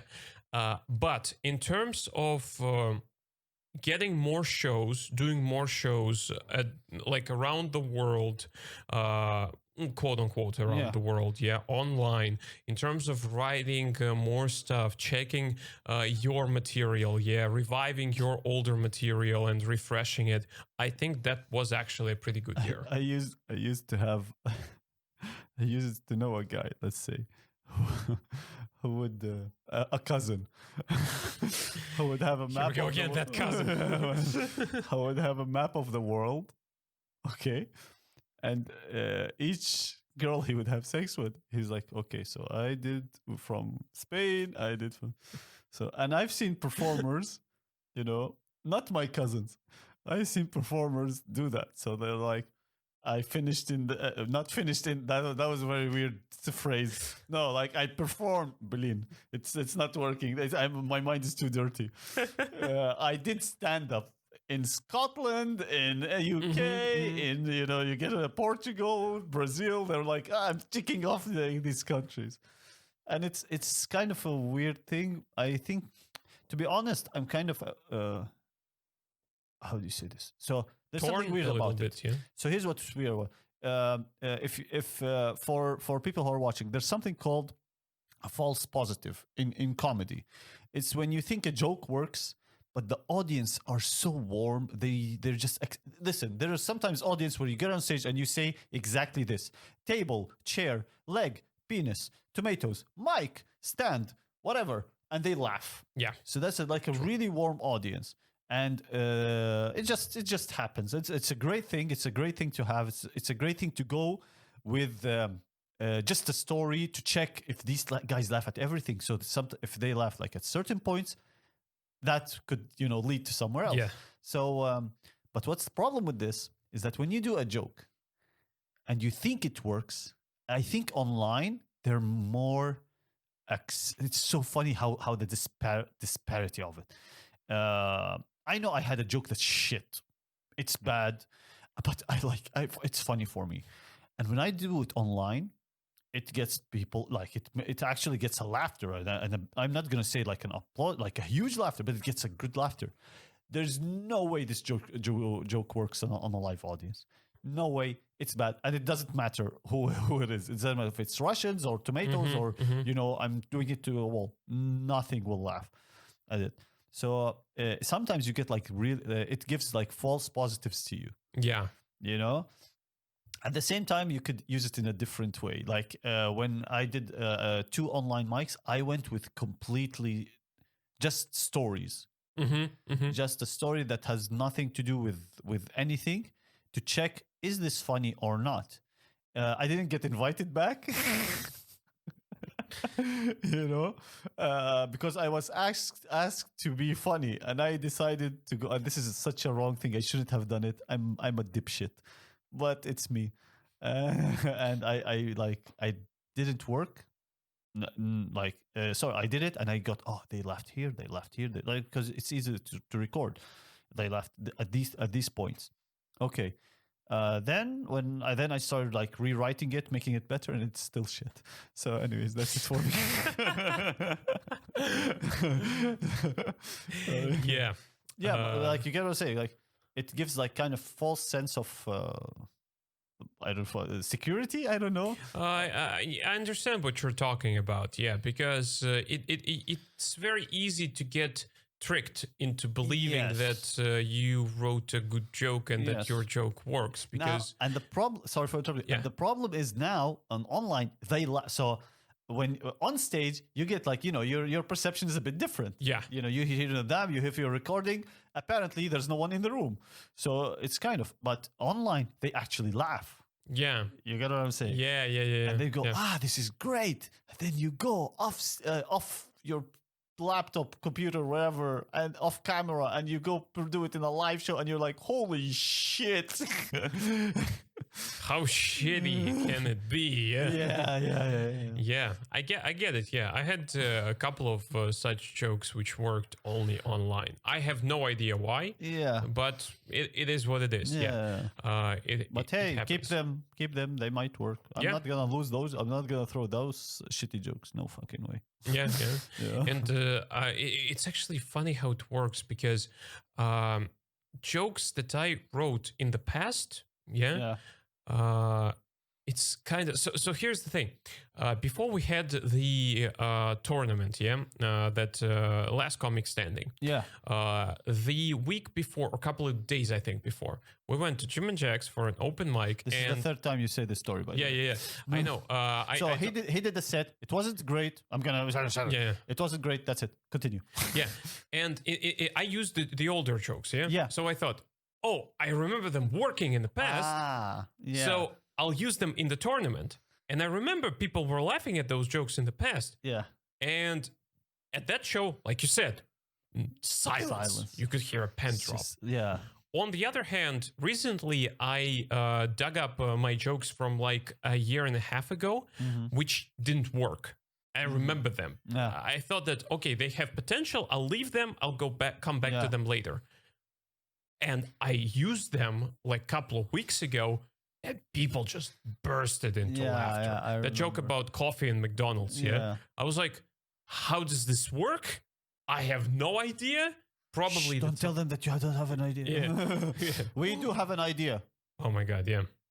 We don't, I guess the times, the perception, the circumstances. Don't forget something that you, me, everybody, you grow up as a performer. You've been performing. Yeah. So it differs. Like you talked about the beard. I remember I had I had a joke about my beard, and it didn't work 3 years ago. It didn't work at all. It never worked. I did it online, and it just got ha ha ha ha. I did it offline. It gets so what happens? Before the online, after like I think 2 years, I kind of just popped in my head. I was just getting on stage, and someone in the audience had an awesome beard. I was like, man, your beard, my beard, they can be brothers. I don't know. Is beard male or female? Never mind. So neutral. So what happened is that I got on stage and I saw that beard and I just talked about this, and people burst into laughing, just an applause break, like a big laugh. And thank God I recorded it. Then I realized, it was my delivery. That changed. Yes, you get what I'm saying. Like you grow up. That's why, like when someone who just started performing, you're like, okay. Like some people just start, and they come to me and ask for advice. I'm like, don't ask me now. Ask me later. Like I think, who was that? You told me the story of a comedian who told this story. Yeah, that some young comedians came up to him. It's Stuart Goldsmith. Stuart like, Goldsmith. When comedians come back in 5 years. Yeah, he tells them, come back in 5 years, then we can talk. Yeah, because it's stand-up comedy is something. It's the only thing that you actually have to. So no matter how prepared you are. No matter, you could be super prepared, you could know everything, how to get on stage, where to put the mic stand, if you know what I mean, how to grab the mic. This is too dirty. How where to stand exactly, how to tell a joke, how to deliver. You can do everything, and it still fails, or it works and then it fails later, because nothing can prepare you. It's the only thing that you have to practice. True. The same as, not good. Should I do stand-up comedy is like sex? Yeah. Oh, son of a... I know. Yeah, but you're right about that, and there is one other aspect to it, which I noticed about myself. So, you have been telling me, I guess, for the past 2 years, like, stop rehearsing your material before you get on stage. Yeah, shut up. Stop walking around, like, don't repeat it. Yeah, relax. And every single time that I would be relaxed in the past, yeah, I would fail. Like, I would have a very bad set. Yeah. On the contrary, every single time that I'm like fucking nervous, I get nervous so much I want to take shit. I have a very good set. And by the way, when you said I want to take shit, it means so much different than I want to take a shit. Shit. Sorry, yeah. I want to take shit, on breakfast. Yeah, on breakfast, yeah. Yes, in Russia, we like to take shit for breakfast. Yes, hard shit for breakfast. I hate this accent. I know. I hate it. Anyway, sorry, never mind. So yeah, but about a month and a half ago,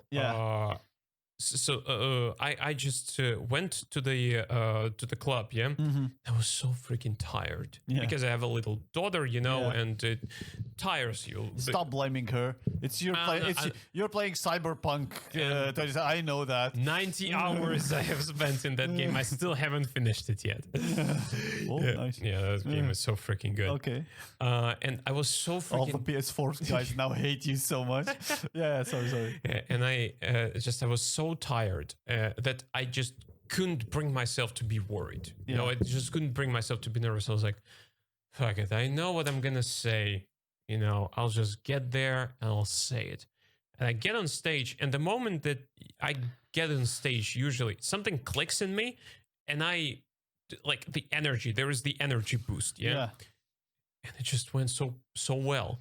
The same thing happened at our Best of 2020 show. Yeah. I wasn't nervous at all. Like, I got on stage and I was just go for it. The thing about rehearsing, so I don't think it was 2 years ago. I think it was a bit less. But maybe I said, like, don't rehearse, just, write like at last line. So about rehearsing and not rehearsing.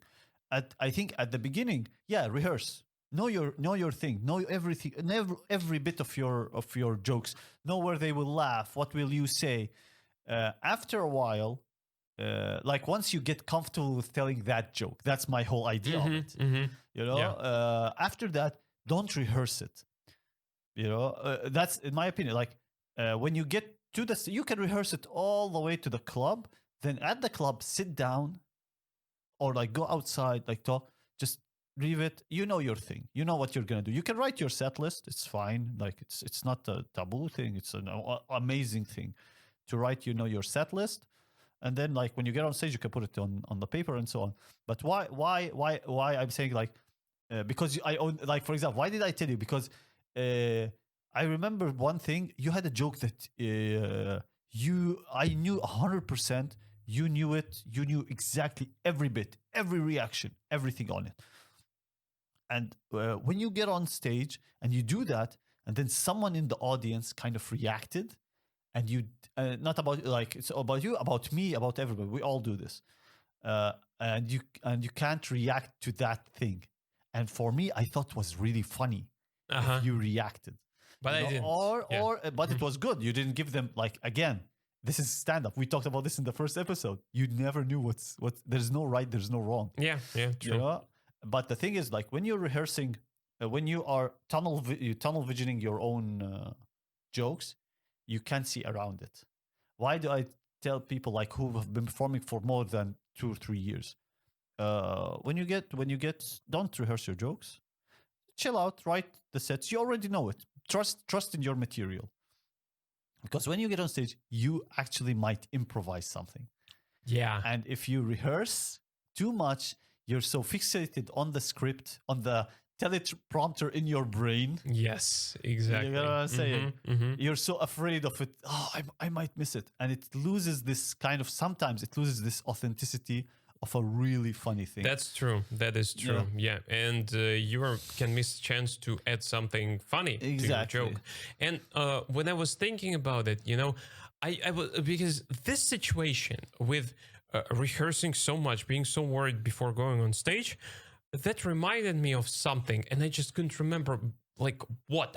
This situation seems very familiar. Yeah, I know the feeling, but where did I get it? I used to get to see, the same situation at university right before the exam. You know, like when Yeah. you're standing in the hallway and there is a queue of students who are entering the room one by one or in packs of like Sorry. 2 or 3 Yeah. people, to take an exam. And there are bound to be a couple of people who would be running around saying, "Oh my God, I don't remember.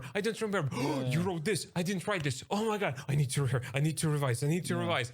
And they create this sense of panic. Yeah. You know, and but the thing is, nothing gets into your head a couple of minutes before the exam. Yeah, you will not memorize anything. I think it's 30 minutes or to 1 hour. Yeah. That's when your brain stops. He's like, "Fuck this shit." Exactly, I'm gonna be in what do you call it? In the Bahamas, you know. Yeah. And the only thing that they do, basically, the only two things they do: first, they create the sense of panic all around them. Yeah. And the second thing is that their head, their brain becomes like a huge dumpster because they might have had all the facts, like all the material that they learned on the particular shelf. Now it's just like, fuck the shelves. Mixed. Yeah. You know, and that's the exact feeling that I was getting there. Will this be on the dish on the thingy? Yeah. Oh, so No, funny. it's okay. No, like imagine someone. Sorry, just 1 second. I'm sorry. My mind is like everywhere. Someone like driving a car, listening, and then you go and start tick tick clap, and they're like, "Holy hell, man!" Exactly. Yeah. And so when I finally realized it, it became much easier for me, you know. Yeah. So now I tend not to rehearse right before I go on stage, and I feel more confident and comfortable before going there. That's the whole like think of it's like for me, I love it when I watch performers. Even there are some performers who I really don't like their jokes. I don't think they're funny, but to be honest, for me they are comedians. You know, it's. But anyways, I really like their presence on stage. When they get on stage, you can feel that it's like. But then, when I see like a performer go there, you can feel that they are so, what do you call it? Nailed to their one place, particular spot on stage. Like to that spot, nailed their thoughts here. You know, it's not about walking on stage. It doesn't matter. You don't have to walk on stage. I'll give you an example. Some performers, what they do is they have their phone, and while they perform, they look at their phone. What they don't get is this. So this is for me. Okay. So this is why if you remember when some people when they host, especially in Russian, they say this. Like the host, he says, "Oh, these guys, they have written jokes for you to laugh, and so on." I don't like that. I don't like to tell the audience these are jokes already pre-written. Mm-hmm. You know, I like to say they have their own stories. They made them in joke. They made them in joke form for you, or like their own stories, their own anecdotes they want to share with you. So blah blah blah. Why? Because sometimes, and not even sometimes, it's I think for me as an audience member, I don't want to know that you prepared the shit.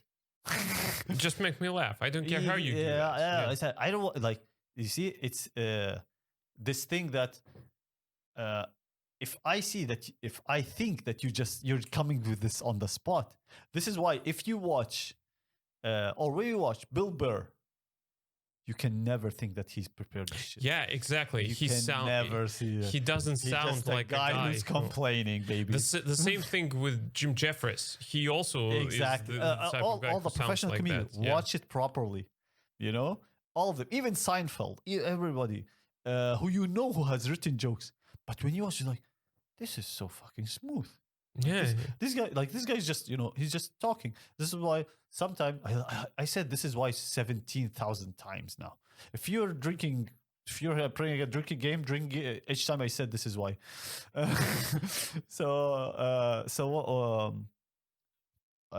lost my train of thought. Probably my camel of thought, but who cares? One thing, like for example, when you get on stage, some comedians like to greet people. You know, like, hello, how are you? You know me. I fucking hate that. But. In my head, I always picture like every single comedian that gets on stage and says, "Hey, hi, how are you?" Like, I picture Abed in my head taking out a rifle and just shooting them in the No, head. no. With let's say a toy rifle. A toy rifle. Fucking hell, man. You're like, I want to make you feel the pain, but I don't want to kill you.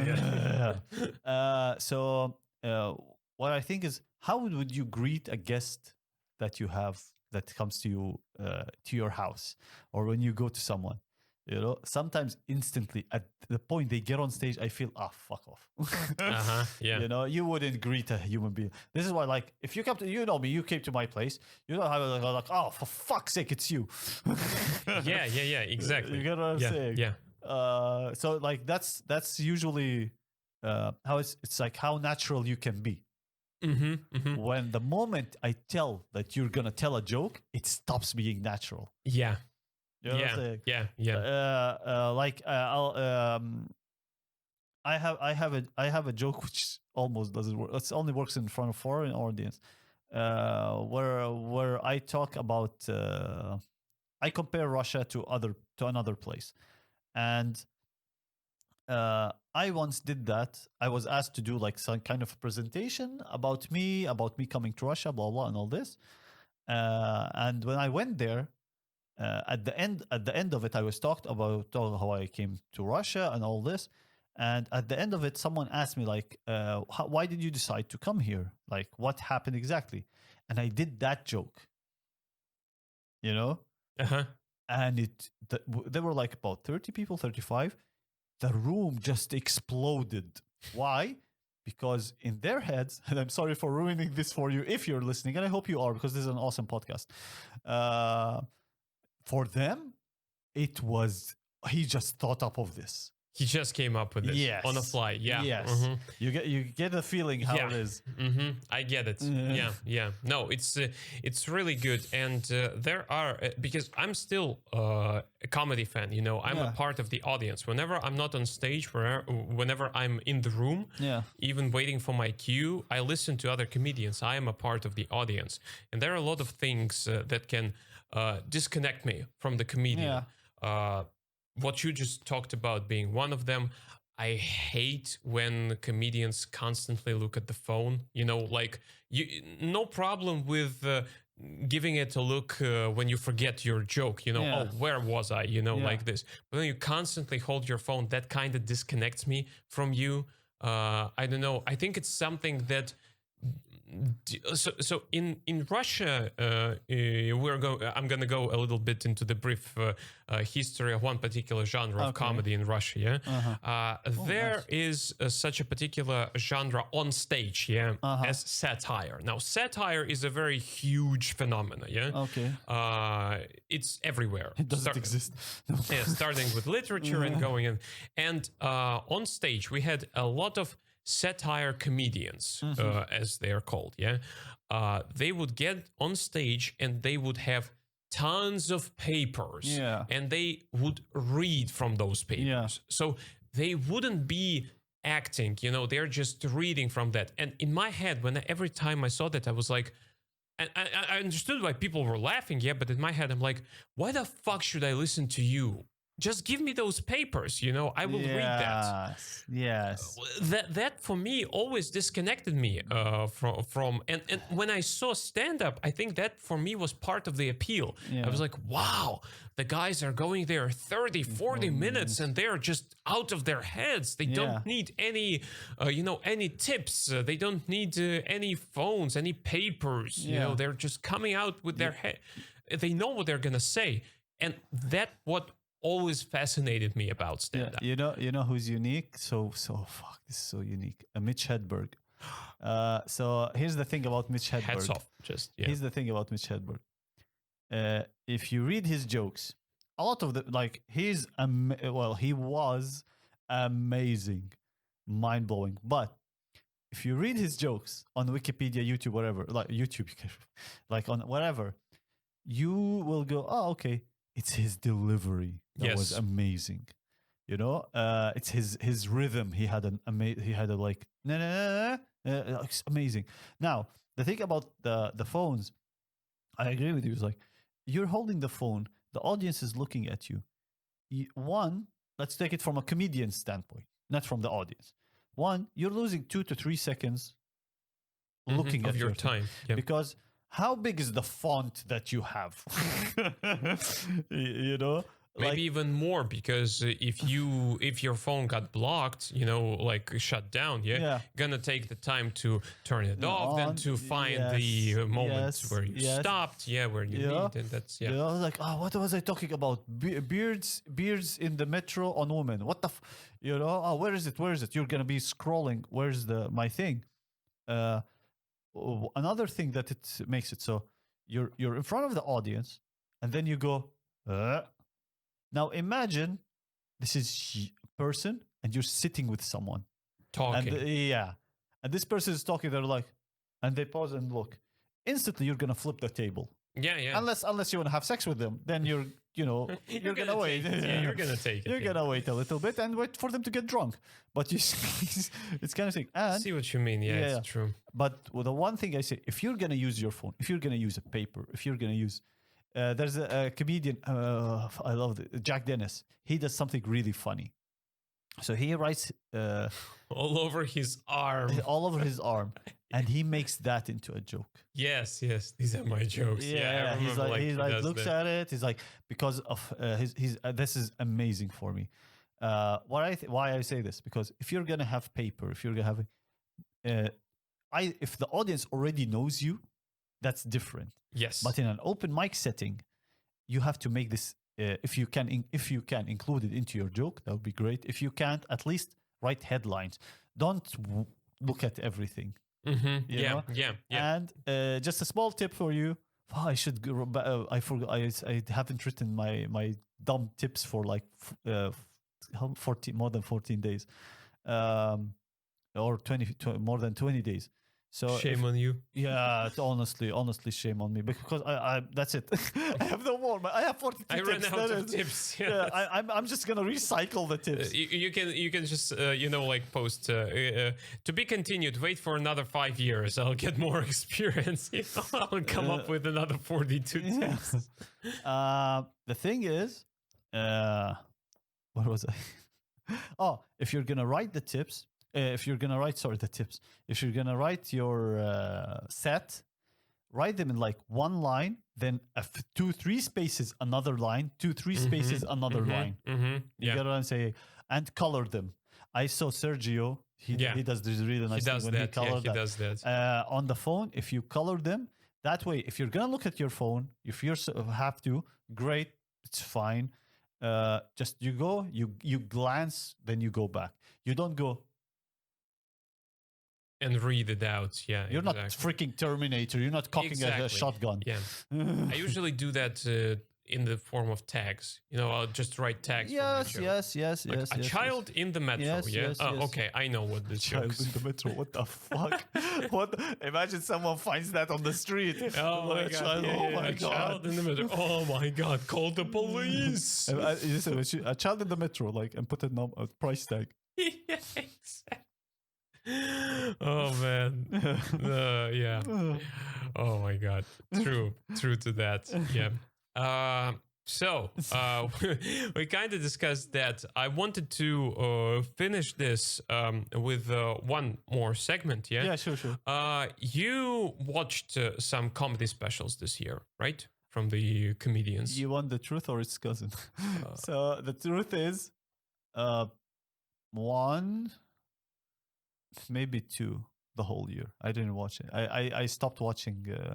I know the reason why. Yeah. Let's be probably because what we discussed. Playing World of Warcraft. Playing World of Warcraft, and then again, when you get into stand-up, when you do it on a weekly basis, for several years, and you watch other comedians. Like I used to watch a lot of stand-up. And to steal jokes. But now I very rarely watch any comedians, because again, I know that if I really like the joke, like a couple of months later, I will be sitting, the idea comes up in my head, I'm like, oh, that's a great idea for a joke, and it just, my memory remembered that joke of that comedian. Yeah. And as a result, I'm like, fuck, I just wasted like some minutes of my life Yeah. writing a joke that already exists. Yeah. Yeah. Not very good stuff. So that probably part of the Yeah, reason that's why. part of it. And another part is like, like for example, if you would recommend me, I would definitely watch something. So yeah, before I used to look for like comedians, thing like, oh, where's the comedian? Where's the thing? But now I stopped. Now some comedians, I don't like this, but it's a valid thing to do. I think. I'm not sure. I'm not an arbiter on on comedy. It's depending on everyone. They watch other comedians and they take, for example, the idea. You know, Yeah. if a comedian is talking about Europe, about France, let's say about the Eiffel Tower, then then like the comedian will go, oh, I have a joke about the Eiffel Tower. Oh, it's great. I don't mind it. What I kind of mind is not you. I mean, like, is the comedian doing that joke, but then changing it to Leaning Tower of Pisa. Basically stealing the joke, but changing that's the problem. Ingredients. This is not a little bit. stealing. Plagiarism.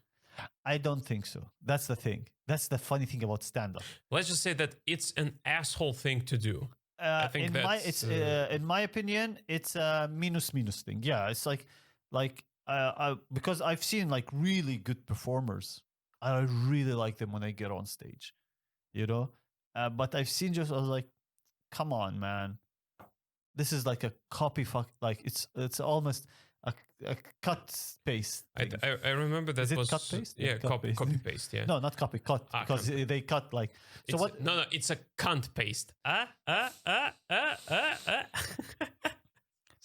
It's the third time he does a fucking pun. I think that I'm pretty sure that was the main reason why you got a little bit pissed when that entire story with me stealing came up, because you were angry at me, but you were angry for a different reason, because you told me you are a funny fuck. Why do you need to do that? No, that's not the reason. No, I will tell you why. So I get why you were doing that. Why you did that. I get it. You see, it's here's the thing. It's fine to fall. It's okay. So here's my opinion on that.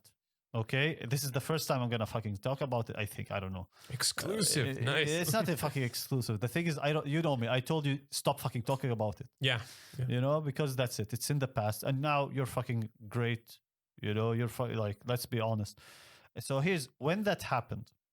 I get why that happened, because we all fall into that. Nobody doesn't. Nobody's fucking perfect. We all fall.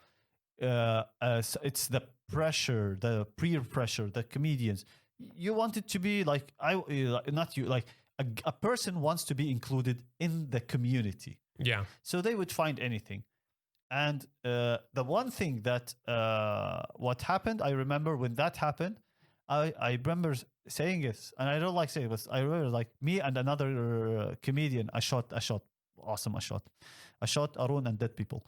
So I don't know why the fuck I said that. That sounds like a Mexican holiday, actually. Yeah. We were like, okay, he fucked up. So what? You don't like he didn't bleed like what? He didn't blow up the world, man. He didn't kill your mothers or do anything to them. Although some of you wish he did that. He was like, it just happened. He fell. We can help him get back up. And even if it happens like not with you, with anybody, man, just own your thing. And when you owned your thing, I was like, okay. And I remember after it, I kept you. I was like, that's it. Just don't do it again. Yeah, that's all you have to do. Yeah, true. That's all you have to do. Like you won't die, man. I won't like fuck Kirill Stoke. I hate Kirill. Oh, fuck off. Are you friends why are you like, are you friends or are you just people who knew each other? You know, if a person calls themselves your friend, then they should shut the fuck up and, you know, support Yeah, you. yeah. In Arabic culture, so there's something that I don't like, which is like, I think it's also in every culture. It's me and my cousin against a foreigner, like an American. You know? He said American by accident. It's just an example. No, I didn't. Nothing's behind it. Shut the fuck up. Now it's hate speech. That's it. Now it's hate speech. It's not, man. They should stop, you know, finding freedom juice in my country. And I don't know. And then like This is the best quote ever. They should stop finding freedom juice in my country. Yeah. Abed Owaysi. Yeah. There's a funny idea about the freedom juice. It's I did that joke. I did the joke about it about three. I fucking hate this. About 3.5 years ago, and then last year I hear a comedian do that. Yeah, and it pissed me off so much. But you know, I don't want to say I don't have monopoly over the two words. Yeah, and neither does he. Not copyrighted. Yeah. So what happened is that 1 second. Yeah, me and my cousin against the foreigners, and me and my brother against my cousin. You get nice what I'm combo. saying? Yeah, because that's like how it works. So if you're with your like brother, and there's your cousin, and your cousin fucks with your brother, I'm like, for me, I don't like that. I think who's in the right, who's in the wrong. There shouldn't be. Who's an asshole in this situation? In my religion, in all religions, in the whole the laws of natural laws of the world, whoever is wrong is wrong. Whoever is right is right. So in that case, what happened is that if people call themselves your friend and you slipped up 17 times, I don't give off. You can slip up 35 times. I won't treat you as a comedian. But as a friend. As a friend, that's much different. You get what I'm saying? Yeah. That's what pissed me off and Ashot at that time. We're like, what the fuck? And it's not he did. You can support. You can do the guy. You know is good. Blah blah blah blah blah, and all this. Yeah. So that's my 7 cents about nice. This. Thanks. The one thing I'll say, and we will move to the closing segment. Yeah. Is that what? In hindsight, I don't have. I have no idea what in hindsight means, but I know looking back that here's the thing. I know Hind was a helicopter in Metal Gear Solid. Yeah, which you had to fucking destroy, and the motherfucker survived anyway. Yeah, nerd. I love that game. Yeah. So yeah, in hindsight, basically, I don't have any anger right now towards that situation. Yeah, how I got treated and stuff. But one thing that still pisses me off is that I've had some people who were criticizing me for that. And yet several years later, I found them doing the same thing.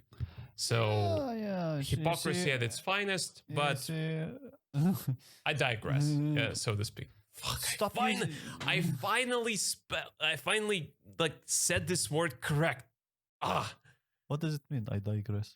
Does it mean like you're digesting something? You know, it's like moving forward or moving forward from. I always thought it meant like putting something down, or is it like putting something down? I don't know. It's never. No, like moving away from the subject. Yeah, like okay. Let's go back. Yeah. So regarding the specials, because I watched some specials this year, which I'm pretty grateful because some of them you recommended, and they were freaking awesome. But I'll tell them a little bit later. Yeah. Okay. Wanted to ask you, since it's New Year holidays in Russia, it's gonna be like 10 days of holidays. Yeah. And people need to do something, you know. And watching a comedy special is not the worst thing you can do. Yeah. If you were to recommend like 3 comedy specials to watch, what would they be? I hate like you. now. I hate you for that question. So Christopher Titus, Love is Evil, definitely. Fucking hell. I have no idea. Mark Norman's. I'm sorry, I forgot. I think Out to lunch. Out to lunch. Yes, Out to yes. lunch. Out to lunch. That would be the second. And the third, I would love to say Titus again, but no, we should go to someone else. Well, the guy is fucking awesome. The third one, I really have no idea. Like, because so here's the thing, those two, I would recommend them to actually everyone, no matter your taste in anything. I agree. I watched no matter your taste. I watched both of them as well. That's You will just love a masterpiece. Yes, but I cannot, for example, I don't want to say Bill Burr because I know people have like different tastes. I want to say Louis C.K. because people have different tastes to Louis C.K. Who else? Bill Burr. Chappelle. People have different. Like some people say, why is Chappelle funny?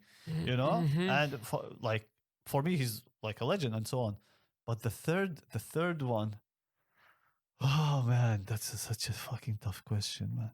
I get a dvoika on this. I get like a failure. Well, you can take your time, because I actually also have a list. Yeah, I wrote down 5 specials which I watched this year and which I would recommend. 5. What the? No.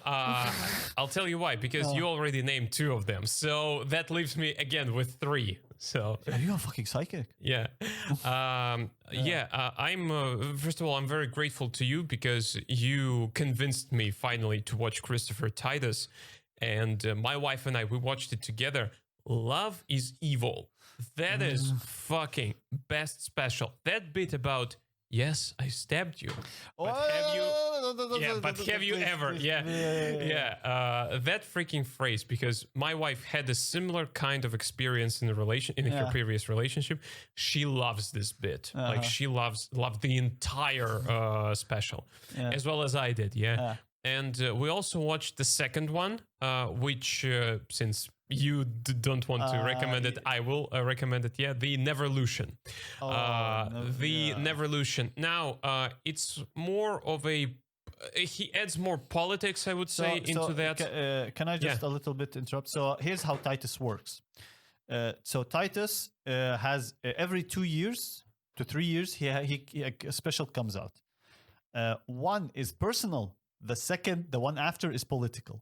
So this one is political. So he had the first one, Norman Rockwell is Bleeding. That was about him, his family. I'm not going to say anything. Just go to his YouTube channel, watch it. All of his specials are for free. He's something awesome that he did. So thank you, Chris. All of everything he did, all his specials, he put the ones that you get on his website. He put them all for free. Imagine a man that's like hats off. He's crazy, but hats off to him. And so the second one was the 5th annual End of the World, political. Third one, I think it was Love is Evil. Love is Evil, personal.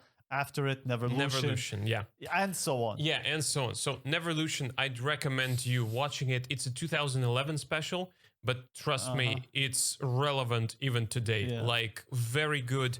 A lot of social topics, more than political, I would say. But still, you are gonna enjoy that if you like social, political topics. There. The second one, which so basically what you mentioned, I also wrote down Out to Lunch with Mark Norman special. That is like the best. That is what stand-up comedy, in my opinion, and I guess in your opinion, should be. Like a joke every 10 seconds for 50 minutes. You don't believe us? Go watch it. On YouTube, you can find it for free. Yeah, exactly. Comedy Central channel, if I'm not mistaken. I don't know. But still, the second one that I'd recommend, and another one that I watched this year, is Jim Jeffries' 2020 special, Intolerant. A very good special. Like the previous one that Jim Jeffries did, which he recorded in the UK, I think, was not what you would expect from Jim Jeffries. That's why I think that a lot of people didn't like it. But this one, The Intolerant, it's like classic Jim Jeffries, an improved one. Like very good, very well structured. The topics, of course, are just timeless. You know, what he talks about is timeless. And again, it's Jim fucking Jeffries. You know what to expect from this guy. Plus, that's on the personal point. Still, the best comedian to pull a shit joke, a 20-minute shit joke about shit, a literal 20-minute bit about shit. He's probably one of the only comedians, if not the only comedian, who can make it funny. That's as much as it takes me to do stand-up. Never mind. Never mind. Yeah. And the final one, it's not this year, yeah, but again, but it's the from the previous year, and again, I watched it based on your recommendation, but you didn't recommend me the special. You recommended the comedian, yeah. Gary Goldman, The Great Depression. Oh, yeah. Go watch it. Now, it's not your typical special. It's more like a stand-up / documentary about his life. The name speaks for itself. Honestly, for me, this last year, but I watched it this year, yeah.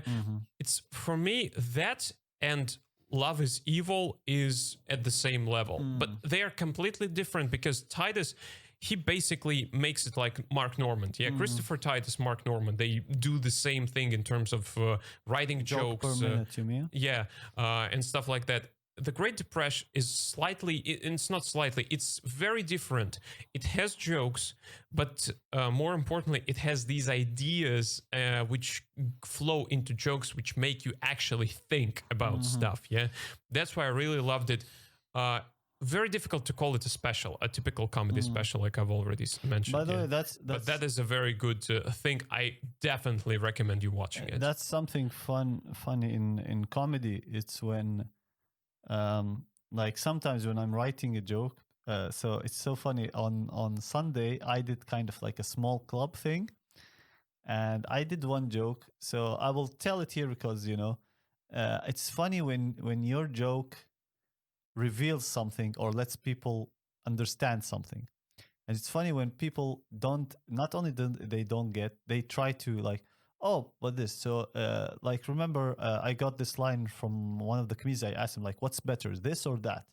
And he said the other, like, this other line, which is, I'll say it now. It's like I say like, Russia is the best country to be depressed in, you know, because if you ever like if you're depressed, if you're feeling down, just get out of your house, and you instantly your depression just goes 180. Not like the let's say the feeling goes 180 degrees the other way. Just go anywhere. This country is so much fun. It's just I'm sorry to say this. Like I really go to the metro just to smile. You will see Exactly. everything. Yeah. So yeah. Man, I'm losing my camel of thought. What the fuck was I talking about, Bilad? I forgot what I was talking about. The joke? Yeah, You the mentioned this joke. I forgot where I was going with it. I was following up on your thing, and I forgot when where I was talked going about that some jokes can make you think about Oh something. yes. Yeah. So I'm doing this, and what do I mean by this? This is the best country to be depressed in. My idea of it is this is a great place to be in. If because some people actually are afraid of Russia, of Moscow, of whatever. And my idea of that joke, the whole thing, of the whole bit, like before it was this is the worst country to be depressed in, to be honest. And I was thinking like, it's not that funny. It used to get a laugh. It's a good like a good entrance joke. It never. Then I asked Igor Monday. I was like, "What do you think is funnier?" And he was like, what's this?" And he's like, "Oh, use the best." The best country. Yeah. Because it's a great game. If you do comedy or if you don't do comedy, it's a great game to play with other people. It's the game is called "Is This Funny?" Yeah. So yeah, and I did that, and it gets an awesome, like a huge laugh from the beginning. But my whole idea of it is that this is a great country. Now I did that, and someone came to me. He's like, "No, this is a great country. This is the best country ever." And he thought that I was bashing the country. Yeah, I get it. People get offended so easily. I don't know. It's fine to be offended, but the idea is that then he was like, "Oh, you should say like, wow, why should people be depressed here?" He's like, "You didn't get what I'm saying, but it's fine." But other people might get that. Yeah, this is a great place to be in. You should look forward to come here and watch it. I don't know if now or later. I don't know. Yeah. You know, this is some of it. So when a joke teaches people something, for me, that's great. A joke is funny. It doesn't like have to be. You're not a lecturer. You're not in a TED talk. You know, which doing nothing. Although TED Talks do something at least. But the thing is, if there's a joke that makes me think, I'm like, holy hell! Well, you can go fuck yourself. Yeah. I hate you for making me think. Exactly. And the last special, you finished with your special? Yes. Yes. The last special, I would think. Blaine, so. There are many, but there is one which stood out with everything. It's James A. Caster. I forgot the name of the special. It's his first. It's not even a special. So it's a 4-parter, 50 minutes part. And Let me actually yeah. Google it right now. Yeah. Yes, please. To just see what was James A. Caster. James A. Caster. Yeah. Let me see his filmography. Do you remember what year it was? Either 18 or 19. 18 or 19. Okay. Just repertoire. Mm-hmm. Netflix, I think. Yes. Repertoire. Mm-hmm. So it's 4 parts. Each part is loosely connected on the previous, and it has so many creative things. He's doing. Oh, I'm sorry. Put James A. Caster on the side. Sorry, a special to watch just to laugh. 100% fresh. Adam Sandler. Oh my god! Yeah. This is what I'm gonna watch on holidays. Like I have a list of what I want to say or what I want to watch. Yeah. Yeah. And this was the second I think on my list. Yeah. Because out of nowhere, Adam Sandler comes out with a comedy special. He used to do comedy. Like, he used to do like all of them. Eddie Murphy used to do stand up. Like, well, Eddie Murphy is one of the guys who you could say started, like one of the guys who like enforced for the black community. Yeah. But he was. Guys, you talk about people who basically, drew this path, laid this path. It's a path. Path. They say in Britain. Yeah, path. Yeah. Path. Who laid this path to modern day stand-up comedy? Yeah. George Carlin, of course, being one of them. Eddie Murphy is definitely. Of like course. That first special that he did. Yeah, delirious. Delirious. Yeah. Where he was wearing this the jacket. Red, the costume, the entire costume. That was half. So yeah. So Adams. Here's why I would recommend again those three. Those three anybody could watch.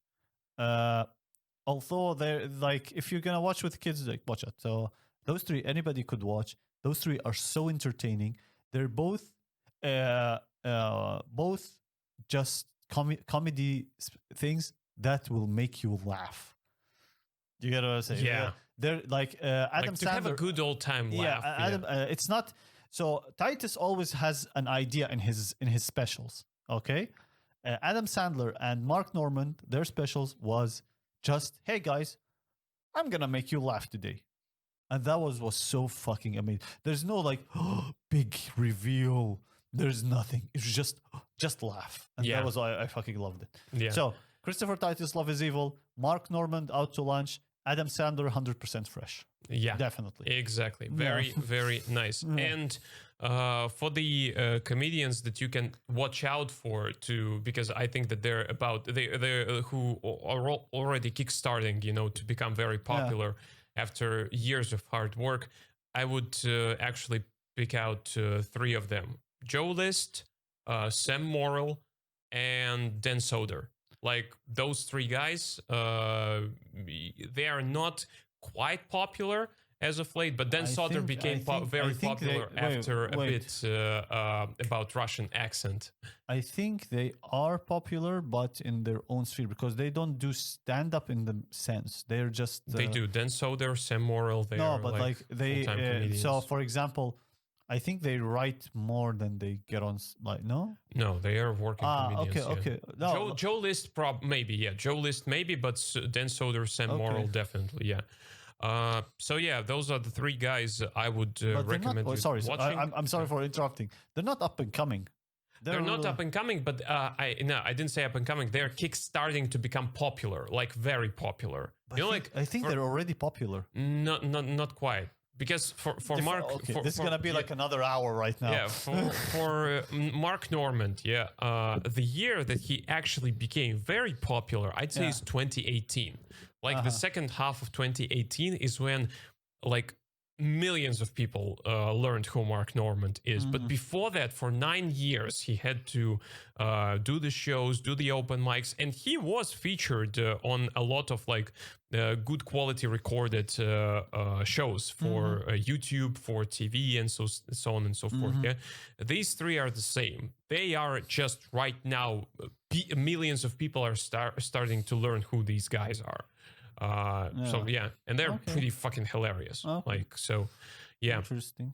All in all, I'd say, man, I don't know, let you say some words of encouragement to anyone who's listening. Really? And You want watching me? this. Yeah, look into the camera. A pessimistic. Wait, Yes, you want a and go. pessimistic Arab to say words of Exactly. encouragement? Dude, a pessimistic Arab or with words of encouragement, or Vladimir Putin at midnight on the 1st of January. Who Definitely cares? Vladimir Putin on the 1st of January doing a recorded thing. Yeah. So From 3 months ago. So you want me to say words of encouragement? Why don't you kill me? Anyways, so I like you. I don't. I will hey not do man. that. So 20. What the fuck? So here's the thing. 2020 was bad, but it's still not that bad. You're still alive. Fuck, man. Enjoy your thing. Enjoy your life. Enjoy whatever you do. Don't be a dick to anybody, especially animals, because people will fuck you up. And one more thing about comedy. What should I talk about? Comedy. So if you didn't know, we will start Steal the Show comedy will start in on the 13th, I think, of will reopen on the 13th of January. I think that our first mic will be either on the 13th, I think. The 8th, I think the guys posted in the chat that it's going to be. Probably the 8th then. Sorry for that. So it will be the beginning of January. I will be happy to have you for dinner. Haha, never mind. We'll be happy to have you guys to make you laugh. But here's the thing. 2020, it was a really weird year, but here's the thing. You came out of it. I think if you come out from a hardship, you become much stronger. I hope you're all stronger, because I know I'm not. I hope you all came out stronger. And hopefully in 2021, it won't be that much worse unless Bin Laden resurrects. Although he was a CIA operative. Yeah. So never mind. So really happy holidays. If I never saw you at the beginning in 2020, you're fucking awesome. If I saw you in 2020, you're fucking awesome. I don't know who awesome is, but stop fucking him. And it's just that shit joke. I know, I had to say it. Okay, fuck off, man. To say it. Let's just say that you meant Mike Awesome, the porn star, or something like that. Wait, is there a porn star called Mike Awesome? I doubt it. Okay. But maybe there is. I'm taking that be name, man. surprised. So anyways, happy holidays for all the comedians who performed in 2020, performed with us, performed abroad, performed like all over. You guys are fucking awesome. You can't imagine how much it's great to make people laugh in that weird time, in that, like, for some people it was shit time, and stand up actually got them out of their shell. For all the comedians we performed with, again, I hope to see you in 2021. I hope to see you and the comedians we performed with online. I hope to see you in 2021. You guys know that you have a home in my ex-whorehouse, which is my apartment at the moment. So welcome. Kirill, I hate you, but Thank you. You know, he has a daughter now. So guys, you really have to, you know, cheer for this guy. Watch this. And, you know, that's it for me. Happy holidays. Happy New Year. And see you never. I mean, see you whenever. see you in the Neverland. Fuck! It took me 5 minutes to just say that I'm shit such today. an asshole. Yeah. I hate you. Oh, I can just join what you just said. Yeah, that's been a very difficult year for a lot of people, and I have a lot of friends who got problems at at their jobs because of pandemic and stuff. But still, yeah, this year is over, so fuck it. Let's go into the next year. For me, this year has been like a roller coaster. I had a lot of things, sad and happy. My dad passed away, but on the other hand, I had my wife and I, we welcomed our daughter into this world. Very productive year in terms of comedy. I think I've never written and worked and performed as much as I did this year. And this, I actually carried out something very useful from the pandemic. Because this podcast is the virus. Yeah. This podcast actually started as one of the consequences of the pandemic for me. When was your daughter born? Was she? Wait, don't say. Just September 2nd. Yeah, September damn, 2nd. So she's not a COVID child. No. Oh God, damn it. Yeah. So yeah, and to every single person who came to the shows. Everywhere in the world, and to our shows in particular, thank you guys very much. You're making comedy be possible by coming, enjoying the shows, laughing with us. So hopefully we'll see even more of you again at our shows in 2021. I also want to thank, I think that you will join Igor, Monday, Oleg Denisov for giving the platform in Still the Show Comedy Club. Guys are doing the amazing job, and hopefully that next year will be even better. And to every single person who has listened to the previous episodes of this, who's listening right now or watching this on YouTube, thank you very much. I haven't... Can I make a quick shout out? Yeah, sure. Mumsy, David Munoz, Sergio Garcia, Adrian Nero, Luba something. Girl Alice something, the Snigurishka. Kirill Voronin, Igor Monday, Oleg Denisov. Denisov or Denisov? Denisov, whatever. In Russian. Vasily Medvedev, Sasha Maloy, Alexander Sasha Dolgopolov.